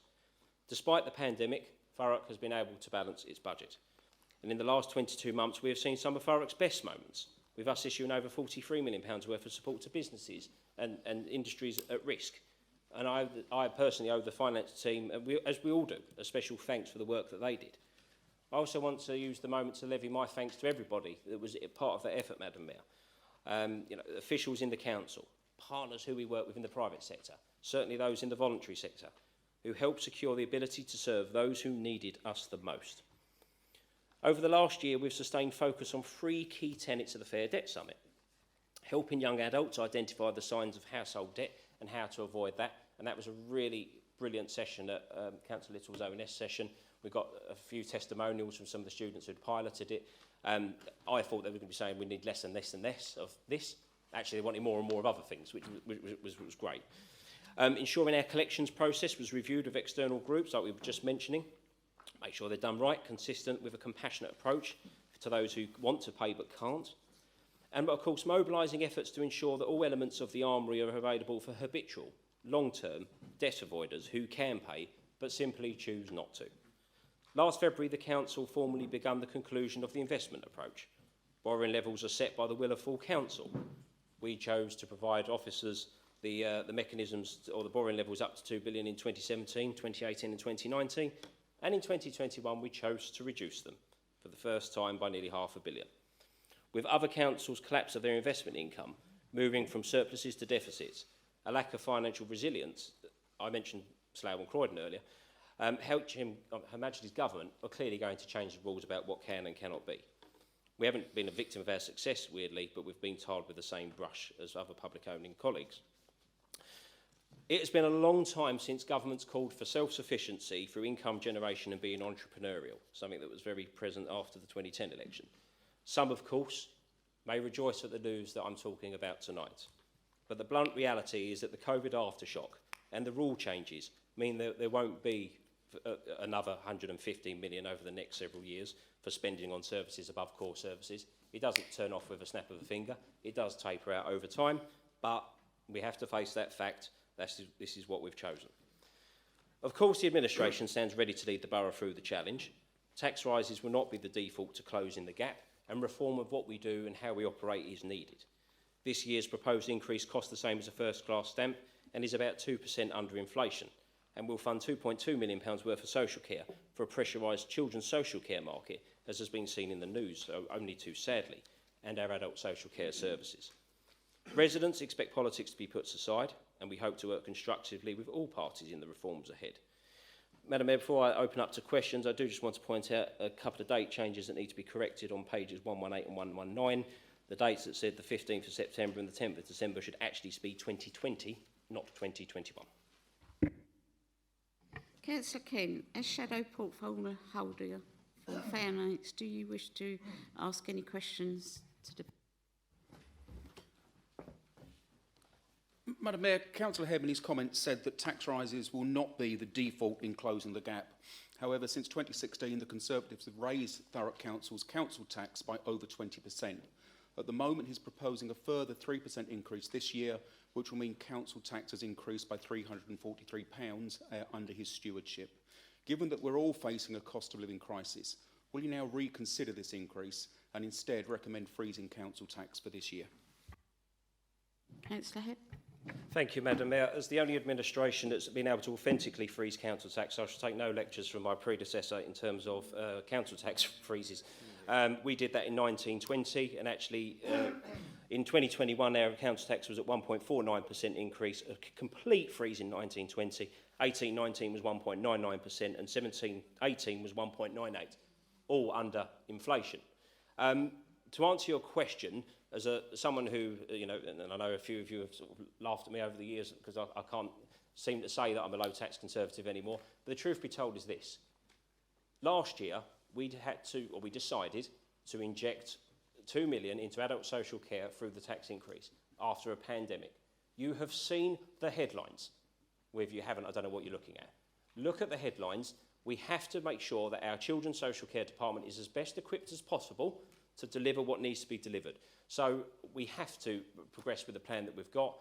Your comments were noted at corporate overview and scrutiny, but on the ethic of making sure that our Children's Social Care Department is adequately funded for the challenge ahead, I'm afraid that we have to go with what we're going with. Councillor Kent, do you wish to have any further questions to ask? Yeah, Madam Mayor, just on the bit about low tax, I'll just remind Councillor Hebb that in the 5 years, 2016 to 2021, he's increased council tax by over 20%. In the previous 5 years, 2011 to 2016, we increased council tax by 6.5%. Working families across Thurrock are really feeling the crunch already, and the triple whammy of an imminent rise in the energy price cap, real wages falling, and the Tory national insurance rise coming down the track are going to make the crisis even worse. Madam Mayor, given that a 2.99% council tax increase brings in £2.14 million, and the recent financial settlement awarded the council £2.5 million more than expected, why will he not use this windfall to fund a council tax freeze and give local residents some relief? Councillor Hebb. Thank you, Madam Mayor. I'm afraid that we cannot attribute the 2010-2016 council tax benefits to the Labour administration. There's only one person we contribute that to, and that was Sir Eric Pickles, MP, who was the Secretary of State for the Department of Communities and Local Government, who allowed that to happen in the first place. He gave us the money. We've just had a conversation about putting £8.5 million into local council tax scheme. What I didn't articulate, and perhaps I probably should have done, is that pre-pandemic cases were about 9,800.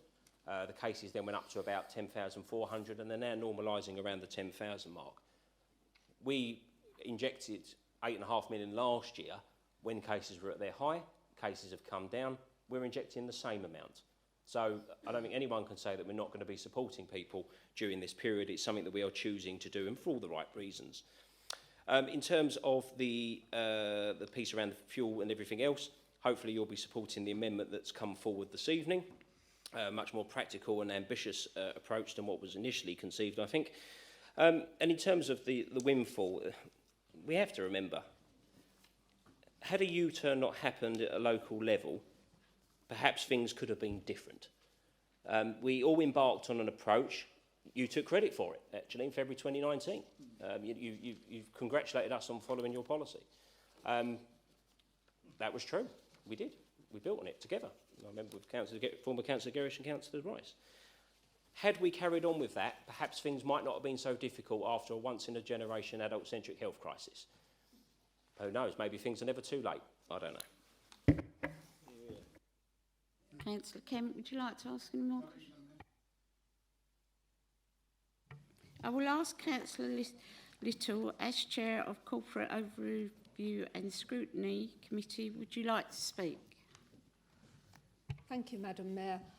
Councillor Hebb has been very good with the overview and scrutiny of corporate.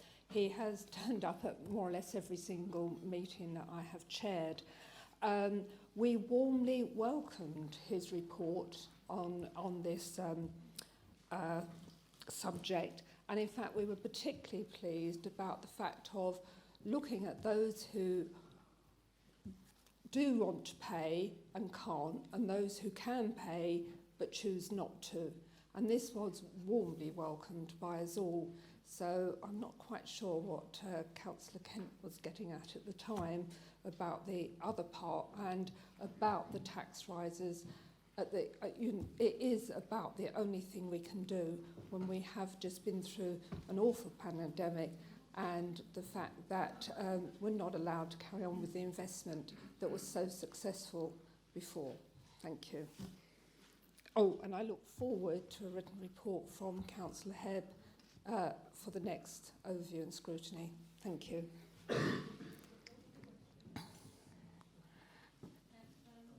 Councillor Byrne, would you like to speak, please? Yes, please. As always, Councillor Hebb, a great report. On a personal note, during COVID, you helped me amazing. I remember the time when a desperate business was about to close and I called you and you made it stay open. So you've jumped through our town. Disappointed that you supported the closure of our Daycare Center in your own world. That didn't go down so well. Well, the main thing was, are you confident, and with all the emails I've sent you about our own housekeeping, are you confident that we've got our own house in order for spending and overspending? Or have we got a handle on every penny that leaves this building? And the other thing is, we've been very generous on enhanced redundancy payments and not paying statutory. It's a lovely gesture, but can we afford lovely gestures at this time when we need cash in the bank? Thank you. Councillor Hebb. That was 3 questions, but for you, I'll entertain it. So the first one was around the daycare centre, and the council en masse voted, sometime, or said we need to look at the concept of fewer buildings, better services, and had the report come back or the consultation, which was very wide-ranging and very detailed. It came back with, quite explicitly that people were quite comfortable because, yes, it may be in my ward, but it weren't necessarily my ward that go there to use it. It might be people in Tilbury coming to use it. It might be people in Fobbing. And it seemed overwhelmingly, or not overwhelmingly, but significantly, that people were quite happy to move to a more centralised new estate. So for that, I kind of reconciled myself to that pathway. In terms of redundancies, look, we need to do that in the best possible way in terms of sensitivity and efficiency. I won't get into that subject particularly too much. And in terms of housekeeping, in terms of the authority, I believe in the concept of restless improvement. Do I think we're good at what we do, or great at what we do, or bad at what we do? I think there's always something we can do even when we're at the top. So we'll continue to fight the good fight and make sure that we do what we need to. Councillor Massey. No, thank you, Madam Mayor. Councillor Muldowney. Thank you, Madam Mayor. I understand that the 2020-21 accounts have not been presented to the Standards and Audits Overview and Scrutiny Committee yet. So that leaves us in a position where we're heading towards setting a new budget without the previous year's budget accounts being signed off. When does the portfolio holder expect last year's accounts to be signed off? Councillor Hebb. Councillor Muldowney, there is a real problem when you script a question and don't listen to anything that's being said. If you listen to my previous report, I articulated that the Secretary of State, Michael Gove, has written to the council, not just Thurrock Council, about 350 councils and all external auditors, articulating that there are pressures in the system and that they have extended all the deadlines. A Secretary of State for a ministerial or government department in the greatest country on this planet does not do that if there is, not great problems underneath in terms of the pressures in the system. So the answer is no council knows. Like I said, up to last week, my understanding is no council in Essex has had anything back. Must do better.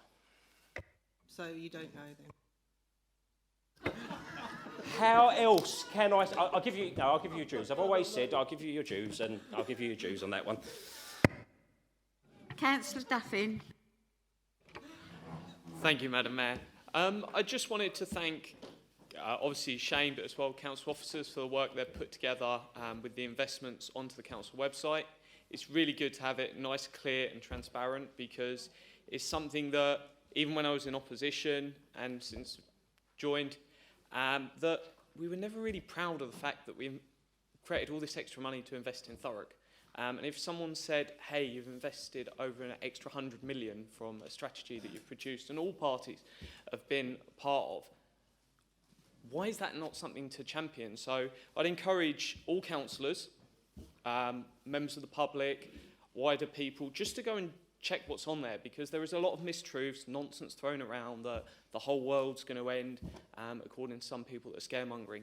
But we're actually seeing really, really good investment into the borough, and we should be grateful for that. Thank you, Madam Mayor. I appreciate that point, and I can't think where I saw it or someone told me about it, that there'd been a commentary about, you know, it's all what's on the accounts and da-da-da. I think we're missing the point. The point of that website, them website pages, isn't for people who sit there forensically going through council cabinet overview and scrutiny reports. It's for people out in the, you know, who live in Thurrock, who have an interest in the subject and want to read up and learn a little bit more about it. So I just thought I'd point that out. And I think you go back to your point around the scaremongering is an interesting one, because I think the question that's never asked, and I think I said this in when would it have been, July 2020? What would have been the case had we not done what we had done? And that is a genuinely authentic question to ask. You know, you look at reserves, they've increased by up to 24 million from 8 million. That is a significant, you know, thing, and that was always part of our administration's plan. We inherited very low reserves, we increased it incrementally up to 11 million, and then we was able to increase it further to 24 million. That gave us all a peace of mind that should an event happen, and no one's going to say that and declare that they could anticipate a pandemic like COVID, because it would be complete fallacy. But the truth be told is that it did allow us or equip us to withstand some real significant economic shocks. So I think perhaps people be a little bit more optimistic and think about what had we not, if we hadn't done it, where would we have been? Councillor Spillman. I think the answer to that is some people waved graphs of doom and other people went out and made £115 million worth in profit. So, I mean, that's the difference. But in terms of, I mean, we know what's coming. It'll be the same triple lock nonsense probably that we got a few years ago. We've got inflation running at 5.4% in this country. It's not a British problem, it's a worldwide problem. You know, it's across all the major economies in this world, and it's as a direct result of issues coming out of the pandemic. Now, I'm not going to sit here just for political gain and put children's services and adult services at risk by lying to the population of Thurrock that we can cover those costs without meeting the inflationary pressures in the system. To do so is unbelievably irresponsible. It's dangerous, and it's beneath what I think Thurrock deserves out of its representatives. Thank you, Madam Mayor. I won't rehash that. It was probably more articulate than I was, but there's just another thing around the inflationary stuff, and that's obviously pay as well. So we know that there is the requirement to increase pay, certainly in these times more so than ever, and it's the right thing to do. But that has to be funded. And let's bear in mind that quite a significant amount of people live in the borough that will be in receipt of that. You know, hopefully people won't be voting to cut that. Councillor Collins. Thank you, Madam Mayor. And thank you, Councillor Hebb, for your excellent report, and also the fantastic job you've done since you've been looking after the finances of this council, and especially over the last 2 very difficult years. Bearing in mind the graph of doom we were shown by Labour in 2016, can the Cabinet member tell us what the current reserve levels would be if we had kept them at the same levels Labour did, please? Councillor Hebb. After 2 years of COVID, nearly diddly squat. We would have had to cut further and harder than is even imaginable now. I have to be really clear. If we hadn't done, let's go back to the point that we were just talking about there. If we hadn't done what we had done, where would we have been? The realistic prospect is that our general fund balance would have been at 0. That is not even an option. That means wholesale stop, cuts to services, far beyond anything that we are talking about. The fact is that we've got 24 million. That's allowed us to use about 8 million out of that over the next, last year and forthcoming year. That gives us that little bit more headspace. But there's still a significant amount of reserves, you know, well more than what we inherited in 2016. And that is why we did what we did. As I say, I couldn't prophesise COVID, no one could. But thank God that we did what we did. Councillor Hebb, would you like to sum up? No, Madam Mayor, engaging discussion. Thank you very much. Item 16. The second portfolio holder report will be from Councillor Jefferies. As Cabinet Member for Environment and Sports and Leisure, would you please introduce the report? This report can be found on pages 137 to 150. Councillor Jefferies. Thank you, Madam Mayor. It's a privilege to be presenting my first report as portfolio holder for Environment, Sports and Leisure. I'd like to start by passing on my thanks to my predecessor, former Councillor Aaron Watkins, who during his time did many things to improve the services that we offer our residents, and through our clean it, cut it, fill it policy, transformed the borough from what some would have said previously was a neglected and at times dirty borough to one now that is consistently scoring well with Keep Britain Tidy, and more importantly, is complemented by residents. In particular, residents compliment our street cleaning and the frequency of the grass cut, just to mention two. For me, after the first lockdown, one of the best sights was to see children again running around playing in our open spaces and parks. This would not have been possible if it had not been for our workforce, who throughout the pandemic maintained these spaces. So I'd like to place on record my thanks to all those who worked within the department for all their hard work during this difficult time. When asked to take on this portfolio by the leader, one of the things I was determined to do was to see more planting of trees and flora around the borough. Therefore, I was delighted to be able to bring forward a new land maintenance strategy, which will see our open spaces more efficiently managed and will help to improve the environment, air quality and the biodiversity in the borough. All of this while using our resources more effectively and, yes, making financial savings. This was particularly helped by two excellent motions put forward to Council. The first from Councillor Redsill regarding the planting of trees to replace ones that we've lost, and secondly by Councillor Rigby calling on the planting of trees in each ward to celebrate Her Majesty's Platinum Jubilee. And whilst Councillor Redsill unfortunately is not with us, I'm sure she's watching online, and before she starts... with us this evening.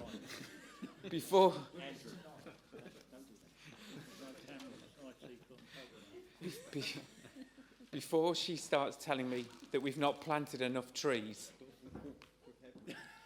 let me reassure her that I've lost my place now. Well, there's somebody filming at the back, so I'm sure they're watching from that as well. So let me reassure her that I too want us to go quicker and faster in replacing those trees that we've lost. So to reassure her, I'll be doing everything possible to speed up the process. Members will see from our report that we're now taking possession of new bin lorries, which will help to improve the services that we provide our residents. Unfortunately, this service did suffer last year by an unnecessary strike by our collection team. However, I hope now that we have resolved this, we can look forward to an uninterrupted service for the residents of Borough. And with the planned introduction of a new food waste collection service and the new vehicles, we'll be able to see our recycling rates increase. Finally, Madam Mayor, I'd like to thank the Towns Funds for their investment in the Borough. This government money is most welcome and has seen improvements in our parks and open spaces. I'm happy to take any questions. Councillor Boffa-Kerry, as Shadow Portfolio Holder, do you have any questions to ask the Portfolio Holder? Yes, thank you, Madam Mayor, and thank you to Councillor Jefferies for your report. I wanted to pick up on something that you mentioned right at the end of your report about hoping to see improvements to recycling. And as lots of people here will know, I've spent many years going on about the fact that we haven't been able as a local authority to really drive up those recycling rates, which is obviously absolutely key to us being a green council. What I would ask is that some time ago, I understand that the KPI for recycling rates was retired. It was suspended temporarily due to sort of different kind of load levels around COVID, etc., which was, understandable to a point. When I recently asked officers when the KPI target for recycling would be reintroduced, I was told it wasn't going to be. And when I asked why, I was told because we don't do very well on it. That's not a reason to get rid of a KPI.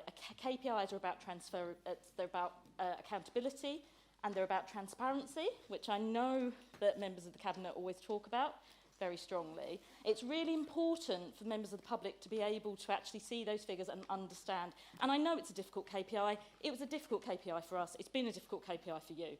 But the fact of putting that information away from the public and out of that KPI set actually sends a message that it's not actually that important. So I would like to ask you, will you reconsider or at least look into reinstating the recycling KPI? Councillor Jefferies. Thank you, Madam Mayor. Thank you, Councillor, for your question.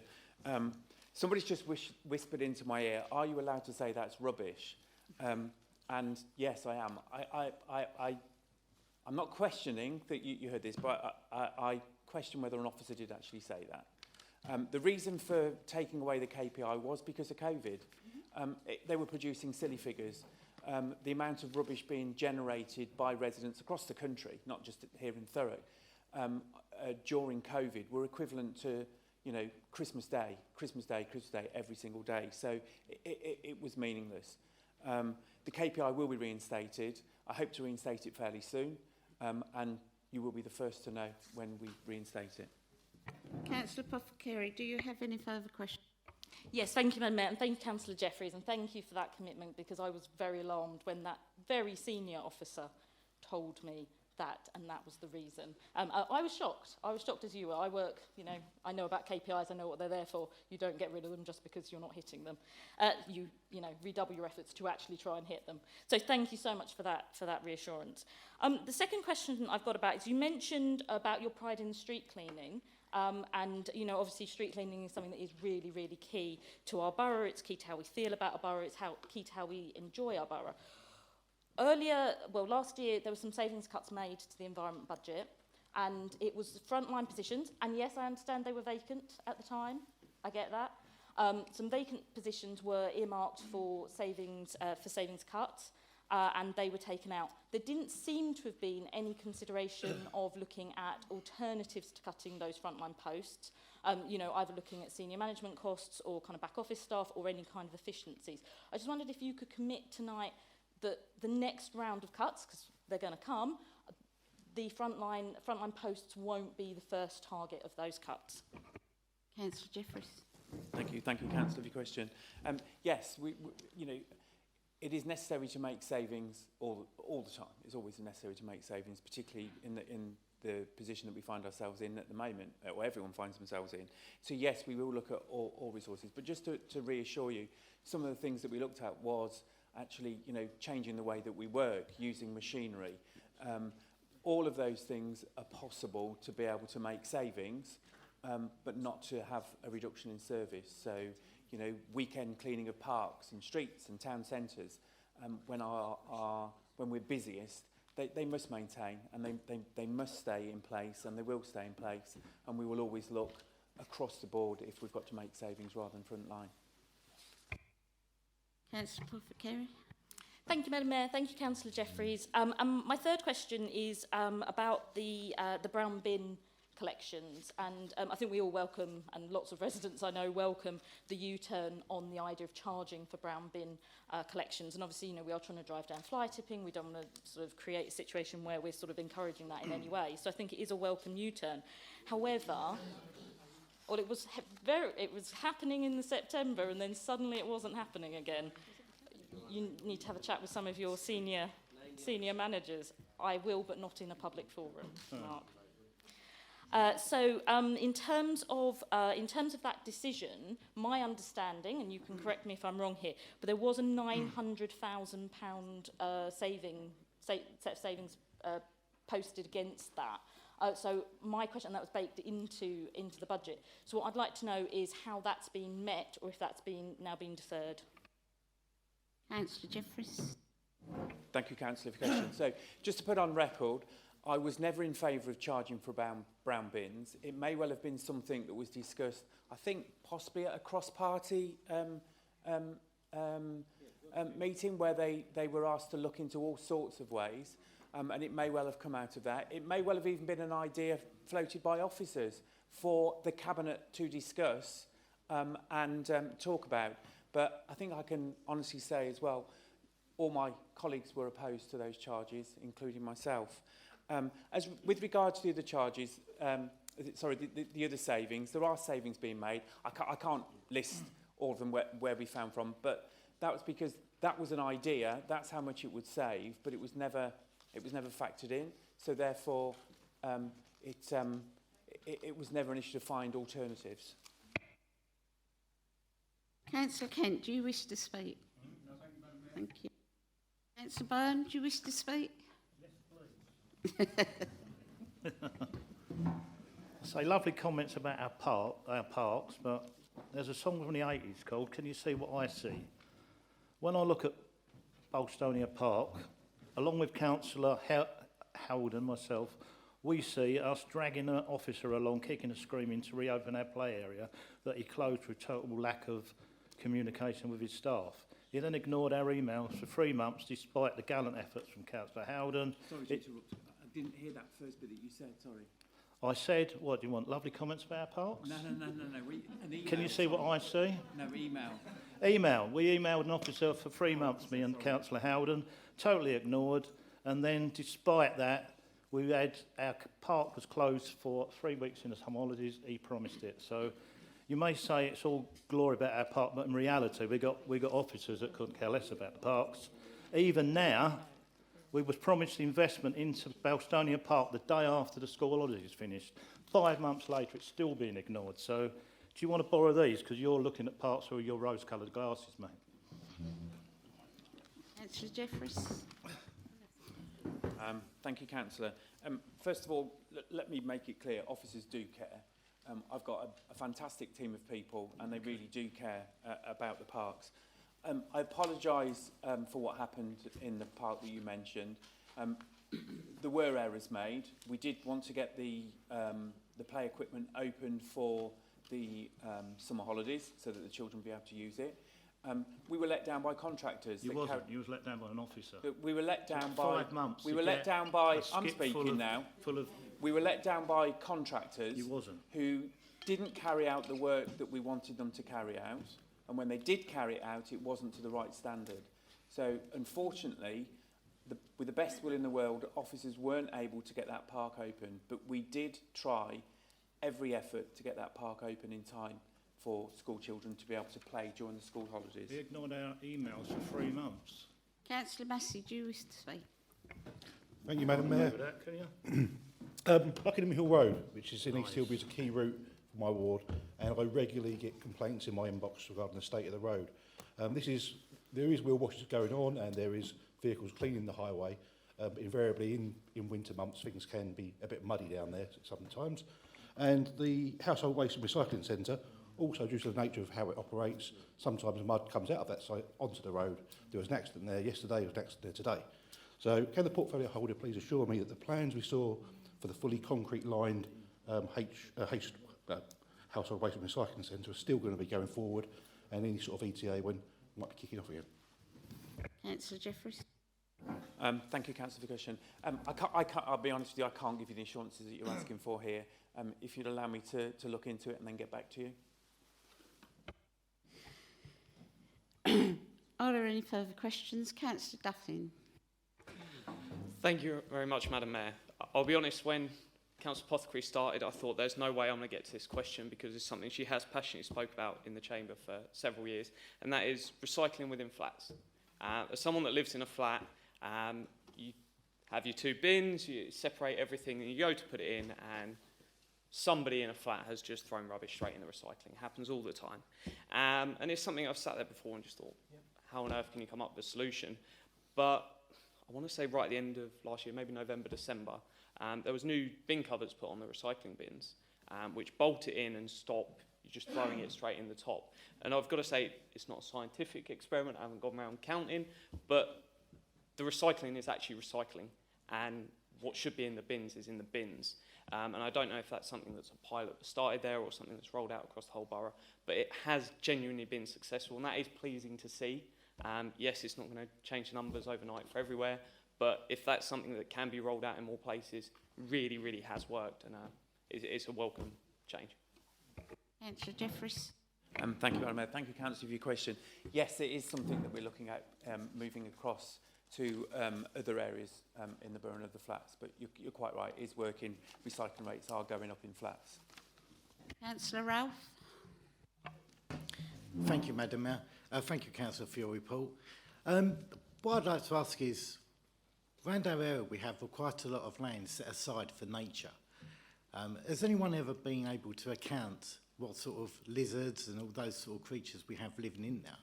But also the reassurance that we're not going to return to the jungle of Thurrock that we had in the previous administration, that led to certain people driving around on our lawnmowers cutting our parks ourselves instead of the council from doing it. So I would like to ask if we could introduce a Spring Watch Thurrock to identify the species that we have in these set-aside nature areas.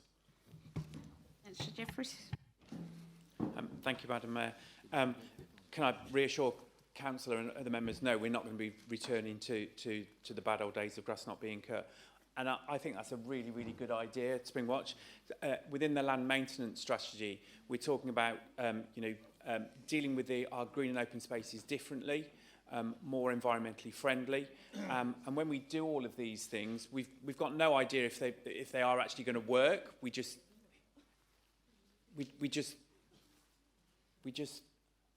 yeah. It was quite off-putting hearing people mumbling when you're trying to talk. Yeah. So yeah, I think that's absolutely fantastic idea, and I really would be keen to have something like that set up, and I'll discuss it certainly more with the councillor. We'll get something in place for next year. Councillor Worrell. Thank you, Madam Mayor. Perhaps I should remind Councillor Ralph that it was him that put it on social media last year, the state of the grass outside the library in Corringham that was about 3 foot high. So remember, it was your social media post that got you over 100 and odd remarks on it. Yeah, I have got one. Can I have the right to reply, please, Councillor? Thank you.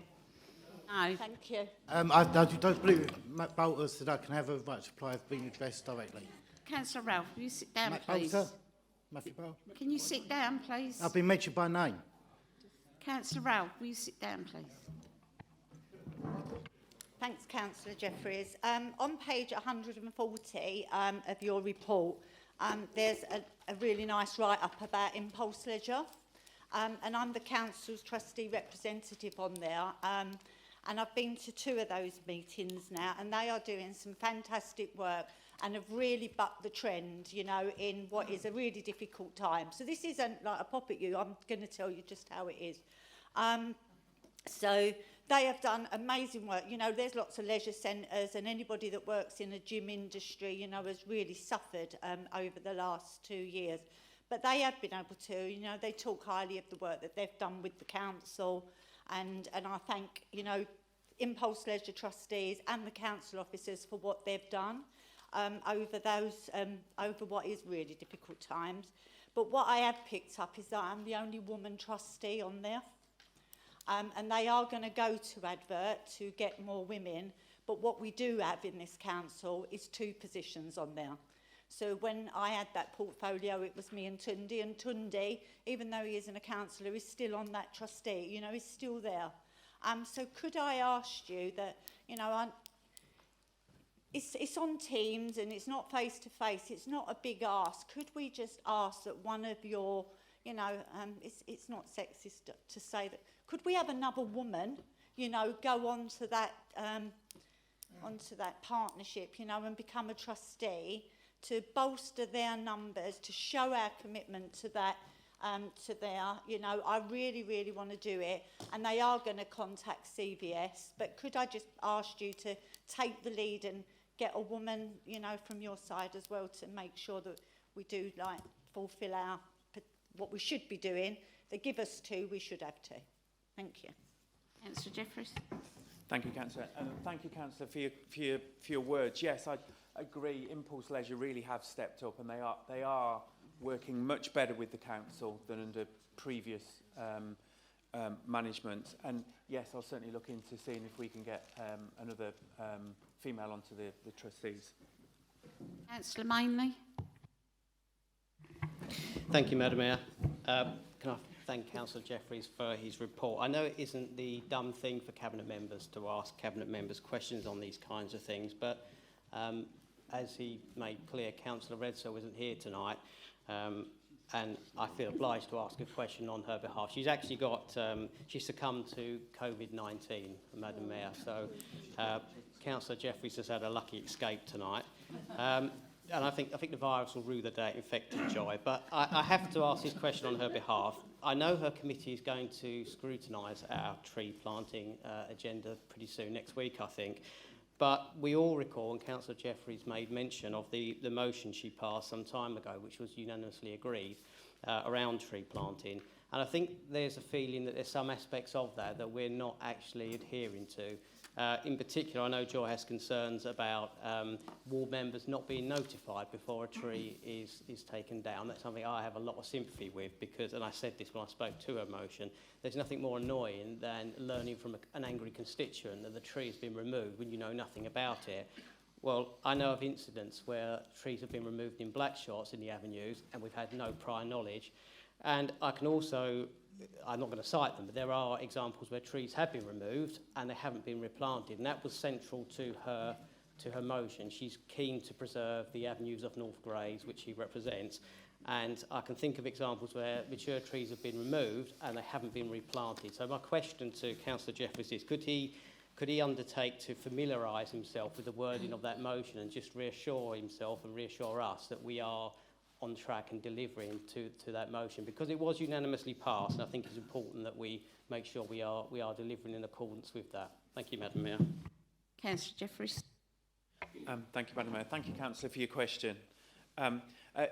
Yes, I don't think we have made as much progress as we should have done. We've not been replanting trees that have been lost. I agree, and I have had conversations with Councillor Redsill about this before. So to reassure Councillor Maney and Councillor Redsill, I have this week asked officers to redouble efforts to make sure that we identify where trees have been removed and we replace them as quickly as possible.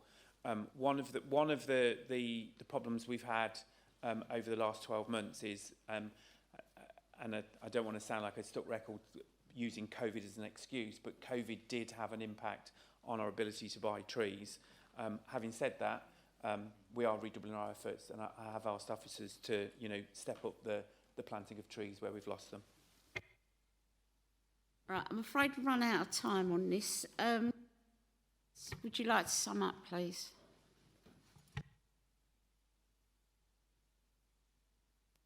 Thank you, Madam Mayor. Only to say that in conclusion, I'd like to report that thanks to this administration, the future of this borough looks brighter, greener and cleaner. Item 17, question from members. We have up to 30 minutes for this item.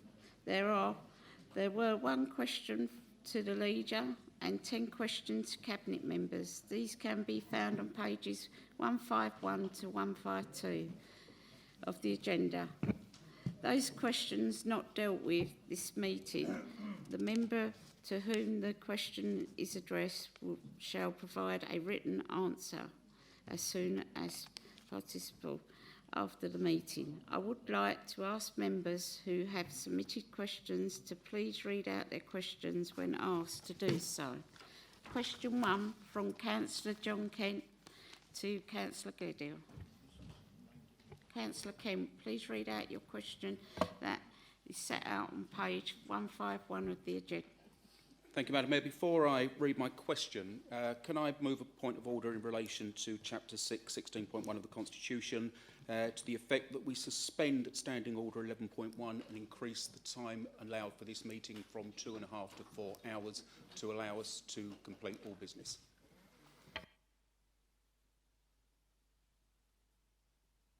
Is that seconded? We'll have to go to the vote on this now. All those in agreement?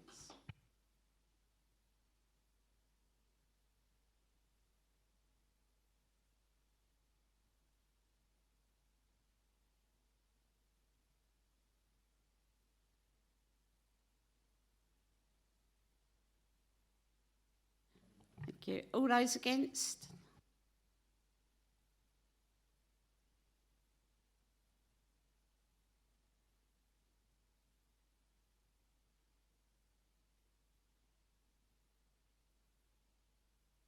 Motion's not carried.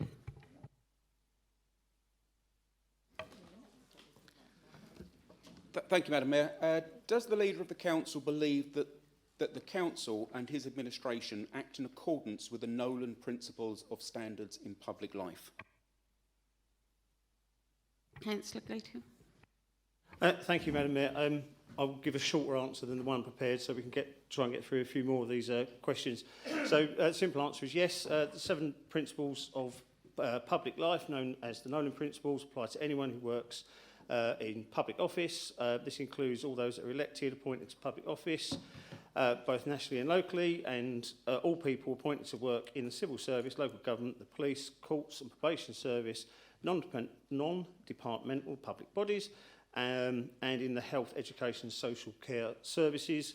The 7 principles are selflessness, integrity, objectivity, accountability, openness, honesty, leadership.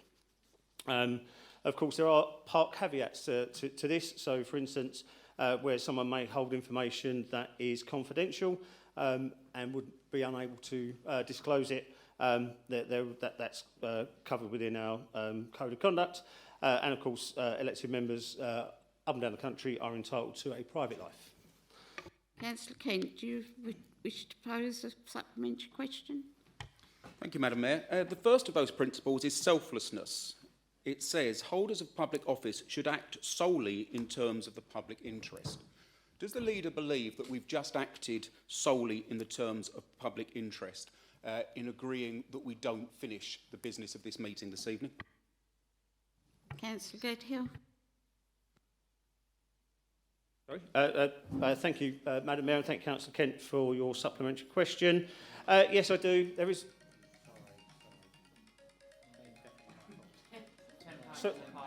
Sorry, well, Councillor Spillman is turning his phone off. I'm sure Councillor Kent raised this before. I think it's £10 to the Mayor's Fund? Yeah. Was it £10 or £20, John? With inflation running at 6%, Madam Mayor, I would suggest that it's rather more. 16 would seem more appropriate. Hear, hear. Yeah. Seconded. Sorry. I'm happy to pay that now. Sorry, Madam Mayor, and thank you, Councillor Kent, for your supplementary question.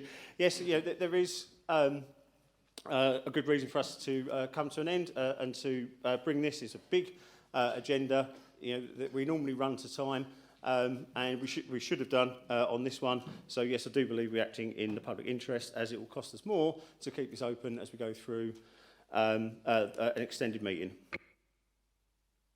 Councillor Kent, do you wish to propose second?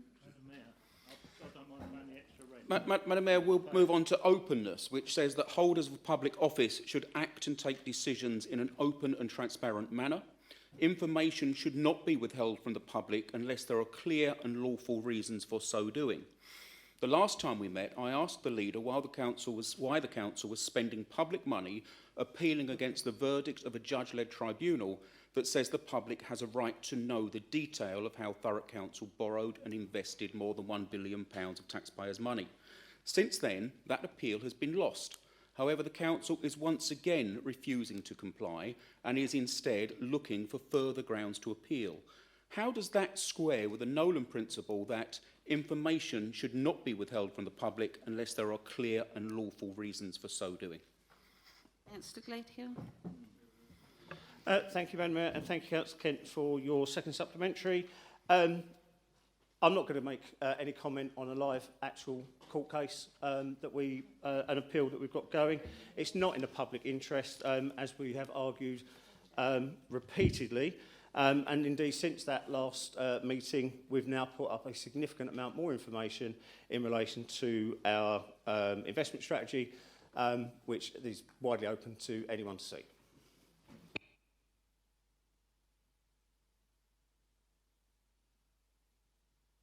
Didn't put the mic on. I will move on to those questions received from members to portfolio holders. Question 1 from Councillor Muldowney to Councillor Jefferies. Councillor Muldowney, please read out your question, which is set out on page 151 of the agenda. Thank you, Madam Mayor. Can the portfolio holder tell us what action he has taken to address the issues with missed assisted bin collections in Chadwell St Mary's? Councillor Jefferies. Thank you, Madam Mayor. Thank you, Councillor Muldowney. Reports of assisted missed collections are investigated and resolved. Usually this involves a conversation with residents either by telephone or through a site visit. Once the issue has been resolved, team managers continue to monitor the property for a 4-week period to ensure regular collections are made. Councillor Muldowney, do you wish to propose a supplementary question? Yes, thank you, Madam Mayor. The portfolio holder might remember that back in October he agreed to work with me to address the issues with bin collections in Chadwell. I've become very good pen pals with many residents, a lot of them elderly and not in good health, in Chadwell who are on assisted collections. Since October, for example, 95-year-old resident of Holton Road has had repeated missed collections during October, November, December and now January this year. Apart from replying to me to ask are residents reporting these issues and me providing evidence that they were reporting issues, I've heard nothing back from Councillor Jefferies. I've also had other requests come back saying that reports couldn't be found, that have been given to me with report numbers. So is there a problem with reporting getting through to the frontline services that are dealing with these issues? Councillor Jefferies. Thank you, Madam Mayor. Thank you, Councillor. So from the 18th of May to the end of December, 10 reported assisted bins were missed. And these complaints were received from yourself. One of these was actually during strike action. And only one of these is a repeat one. However, I believe the particular case that you're talking about hasn't been dealt with properly. And I'd like to apologise to the resident for this, and I have asked officers to look into why the response to this particular one, just this one complaint, was so poor, and obviously I will reply back to the council when I get an answer to it. Councillor Muldowney, do you wish to propose a second supplementary? Thank you, Councillor Jefferies, for that undertaking to look further into that particular incident. I appreciate that, and so will the lady in question, I'm sure. Another lady with heart problems in Waterson Road, because the lady in Holton Road is not the only one. Not only were her bins not collected, but her neighbours' bins, who weren't on assisted collection, were left over her drive, trapping her in her home all day until her neighbours came home from work and were able to move them. It was investigated, and we were assured that it wouldn't happen again, as we have been time and time before. But yet there were more incidences in November and December, and now in January. So can we at least have an apology tonight from the portfolio for the stress and inconvenience caused to those who have had multiple missed bin collections? Thank you. Councillor Jefferies. Thank you, Mayor. Thank you, Councillor, for your question. Of course, I apologise if bins are missed, and any stress or concern that's caused to any residents if their bins haven't been collected. However, what I would say to the Councillor is, please, when people have a missed bin collection, there is a process that they need to go through. For it to just be reported by councillors. If it's reported online, or they telephone the call centre and report the fact that bins are missed, it then goes into a log and can be investigated properly. And also with assisted bin collections, we've got the additional thing where they're monitored for a period of time, and we make contact with those people that have had their bins missed. Question 2 from Councillor Byrne to Councillor Jefferies. Councillor Byrne, please read out your question as set out on page 151 of the agenda. Councillor, you're a busy boy tonight, aren't you? Can the portfolio holder tell me about the aims of the no-mow policy, please? Councillor Jefferies. Thank you, Madam Mayor. Thank you, Councillor, for your question. I'd like to make it clear that there is no mow policy. NOMO is a number of methods which will be used as part of a land maintenance strategy in appropriate areas, e.g. meadow planting, leaving areas to grow to provide natural habitat. The strategies aim to provide more efficient and effective land management and increase the biodiversity and habitats. Councillor Byrne, do you wish to propose a supplementary question? Yes. Can you inform Chamber what maintenance programmes will be implemented? Will they be in line with the RHS recommendations for looking after wildflowers? Or you may have even read an article in the Telegraph about it. Councillor Jefferies. Thank you, Madam Mayor. Thank you, Councillor, for the question. I actually used the BBC app to find all my news. If you look at the land maintenance strategy, one of the things that we've said there is that we're reviewing each area. So it's not just a blanket, we're going to plant wildflowers this area or that area, trees at this area, cut this grass. We're actually going to look carefully at all areas and decide what is the best policy for that area. And yes, of course, we'll be following all the advice that organisations like the RHS provide. Councillor Byrne, do you wish to propose second? Yes, please. As a result of this plan, will there be any, as Councillor Hebb calls it, reshaping? Some call it resizing. I'll just call it plain English. Will there be any job losses? Councillor Jefferies. I'm not in a position, along with any of my cabinet colleagues, to be able to say that, you know, there's no job losses in the future. I don't think any organisation could say that at all. But obviously they're kept to a minimum. Obviously we will look carefully, as I said earlier, at frontline services and make sure that they are protected and maintained as much as possible. But unfortunately, any organisation in today's economic situation has to look at job losses, I'm afraid.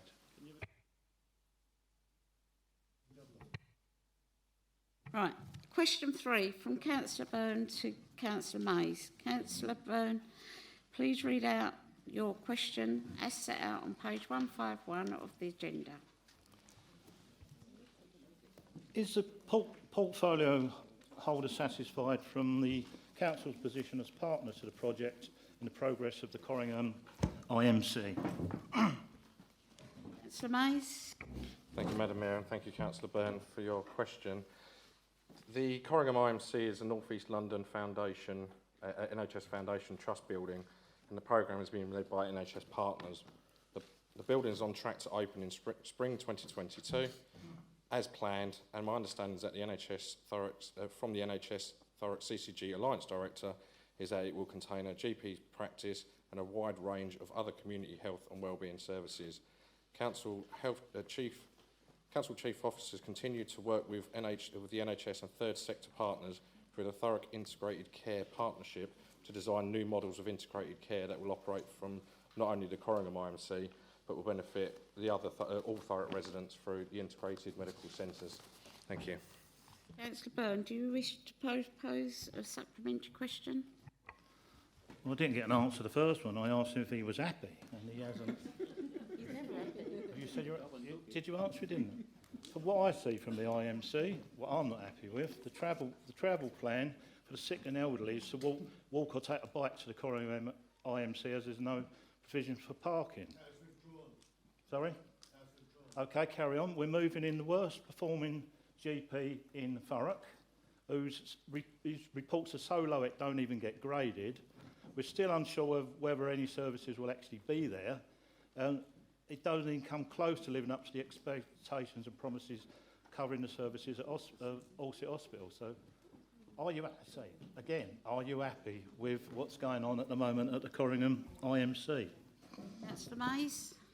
Thank you, Madam Mayor, and thank you, Councillor, for that supplementary. The meeting that I believe you'd be referring to, other colleagues went to as well, and obviously, by the sounds of it, it wasn't in a position of what we'd have liked to have been. However, as you may or may not know, it's for the NHS to decide who goes in there. We can't pick the GP. I know from speaking to colleagues that there are issues with that GP surgery, but that's for the NHS to deal with. In terms of being happy, it's on target. There is a wide range of services that will be running from now, including from their COPD, diabetes, older adult services, continence and catheter services. Thurrock Mind will be in there, inclusion, Thurrock, IAPT, MSc, community midwives and parenting sessions, just to name a few. So yes, it will deliver. It is part of the bigger integrated medical centre programme. So in fact, yes, it's the first step. I'm happy with what we've heard so far, and obviously we want to continue on the IMC programme. Thank you. Councillor Byrne, do you wish to propose a second supplementary? Last one. Is it still written in stone that until all the 4 IMCs are open, that Allsett Hospital will stay open? Is that like cast? Yep. 100%. Yes. 100%, that's good. I'm afraid the time's run out, so as we're now going on to the motions, and councillors can either opt for a written response or submit their question next month. Excuse me, Madam Mayor, I'd like to submit my questions at the next meeting, both of them. Thank you. Dem services will be in touch with members.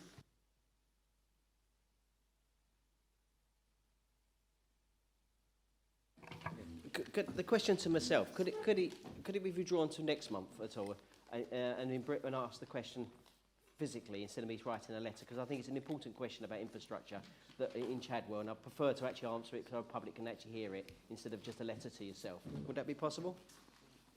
Well, Dem services will ask each member what they want to do. Thank you.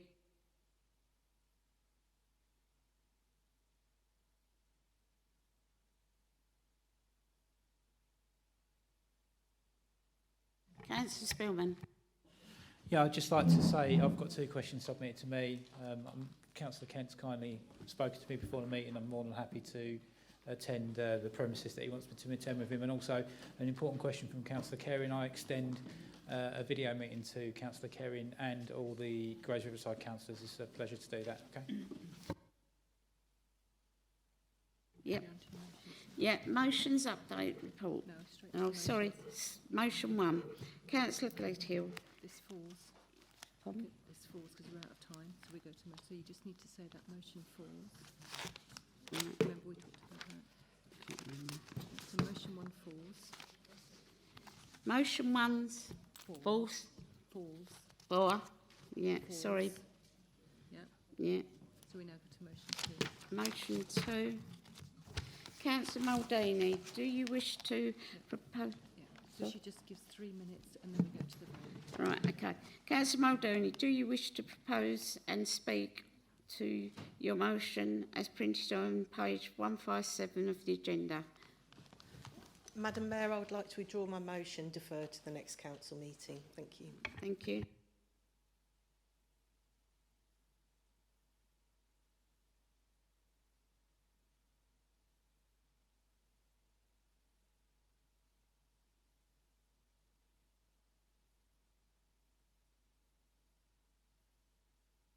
Yeah, motion 3. Councillor Kent, do you wish to propose and speak to your motion as printed on page 159 of the agenda? With permission, Madam Mayor, can I move my motion as amended by Councillor Spillman? I think we have cross-party support, so I will just move and sit down and move to the vote.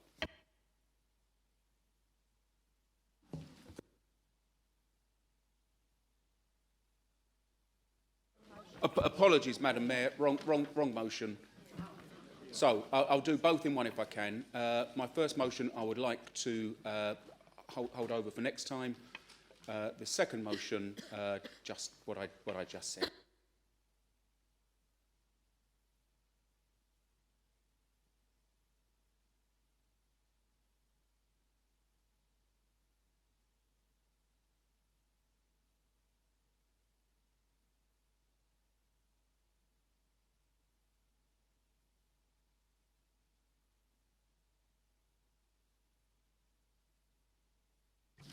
Motion 5. Councillor Collins, do you wish to propose and speak on to your motion as printed on page 163 of the agenda?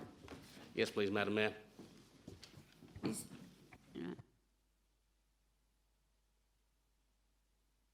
would you like to speak, Councillor Collins? Thank you, Madam Mayor. I'll be brief. Do you want me to read out the motion, first of all, Madam Mayor? Yeah. Modern-day slavery is seeing more and more people smuggled into the UK using dangerous and, as we know too well, sometimes fatal methods, as well as vulnerable UK minors and adults being groomed or duped or forced into sexual exploitation, domestic slavery, forced labour on farms, in construction, shops, bars, nail bars, car washes or manufacturing.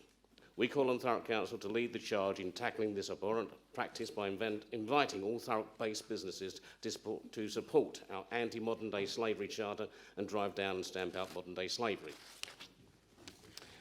And may I proceed with the speech? No, second. You've got 2 minutes left to speak. All right, I'll be quick. Before I start, I'd like to give a brief explanation as to why the Hidden Extreme Harms Committee was set up in the first place. It was recognised that the previous Prevent organisation was reactive rather than proactive. The new Hidden and Extreme Harms Committee was set up to be more proactive and, where possible, drive or develop existing initiatives. I would like to express my gratitude to all my colleagues on this all-party committee, for which I have the privilege to be chair, for having the same determination to fight organised crime and trafficking in Thurrock.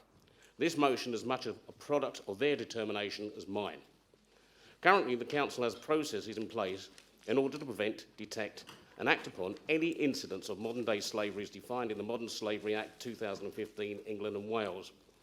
Section 52 of this Act states, specified public authorities are to notify the Home Office where there is reasonable grounds to believe a person may be a victim of modern slavery. Section 54 of the Modern Slavery Act 2015 requires commercial organisations who carry out business in the UK with a turnover of at least 35 million to prepare and publish a slavery and human trafficking statement for each and every financial year. A review of the legislation published in May 2019 recommended that government should extend Section 54 requirements to the public sector and strengthen its public procurement processes. Thurrock has prepared a statement and plans to publish once agreed by the Cabinet. The Modern Slavery and Human Traffic Statement sets out the Council's current position to understand all potential modern slavery risks related to its business and to put into place steps to ensure there is no slavery or human trafficking in its own business and or its supply chains, and to protect and support victims. This motion is intended to expand upon those aims to include all private businesses operating in Thurrock with an annual turnover of less than 35 million and to hold them to the same procurement standards as the larger Thurrock businesses who will be signed up to this government requirement. We must hound human traffickers out of Thurrock and keep them out permanently. It is in pursuit of this aim that I ask the Chamber to vote unanimously in favour of this motion. I would like to conclude this speech with an expression of my appreciation for the sterling work our departing Council Officer, Fran Lederer, has carried out in her capacity as Principal Social Worker and Strategic Lead, Safeguarding and Adult Social Care, Adult Housing and Health. Fran has been the driving force behind Thurrock's achievements in getting Thurrock Council's strategy against human trafficking in place and up and running. Unfortunately, she is leaving us very soon for pastures new. Her drive, commitment and determination to get the right things done has been an inspiration to all of us on the Hidden and Extreme Harms Committee. She will be missed and will leave behind a very big pair of shoes to fill.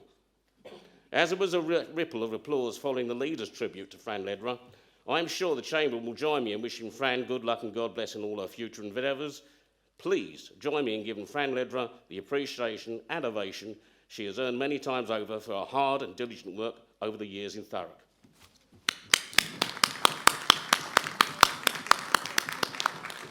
Thank you, Madam Mayor.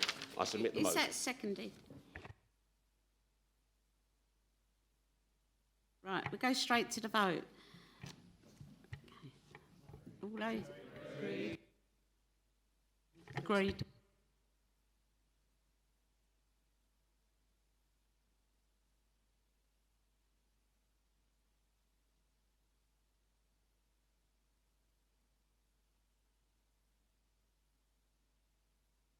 That concludes the business of the meeting this evening, and I now declare the meeting closed. Can I ask members to remain seated whilst members of the public make their way out to the first exit?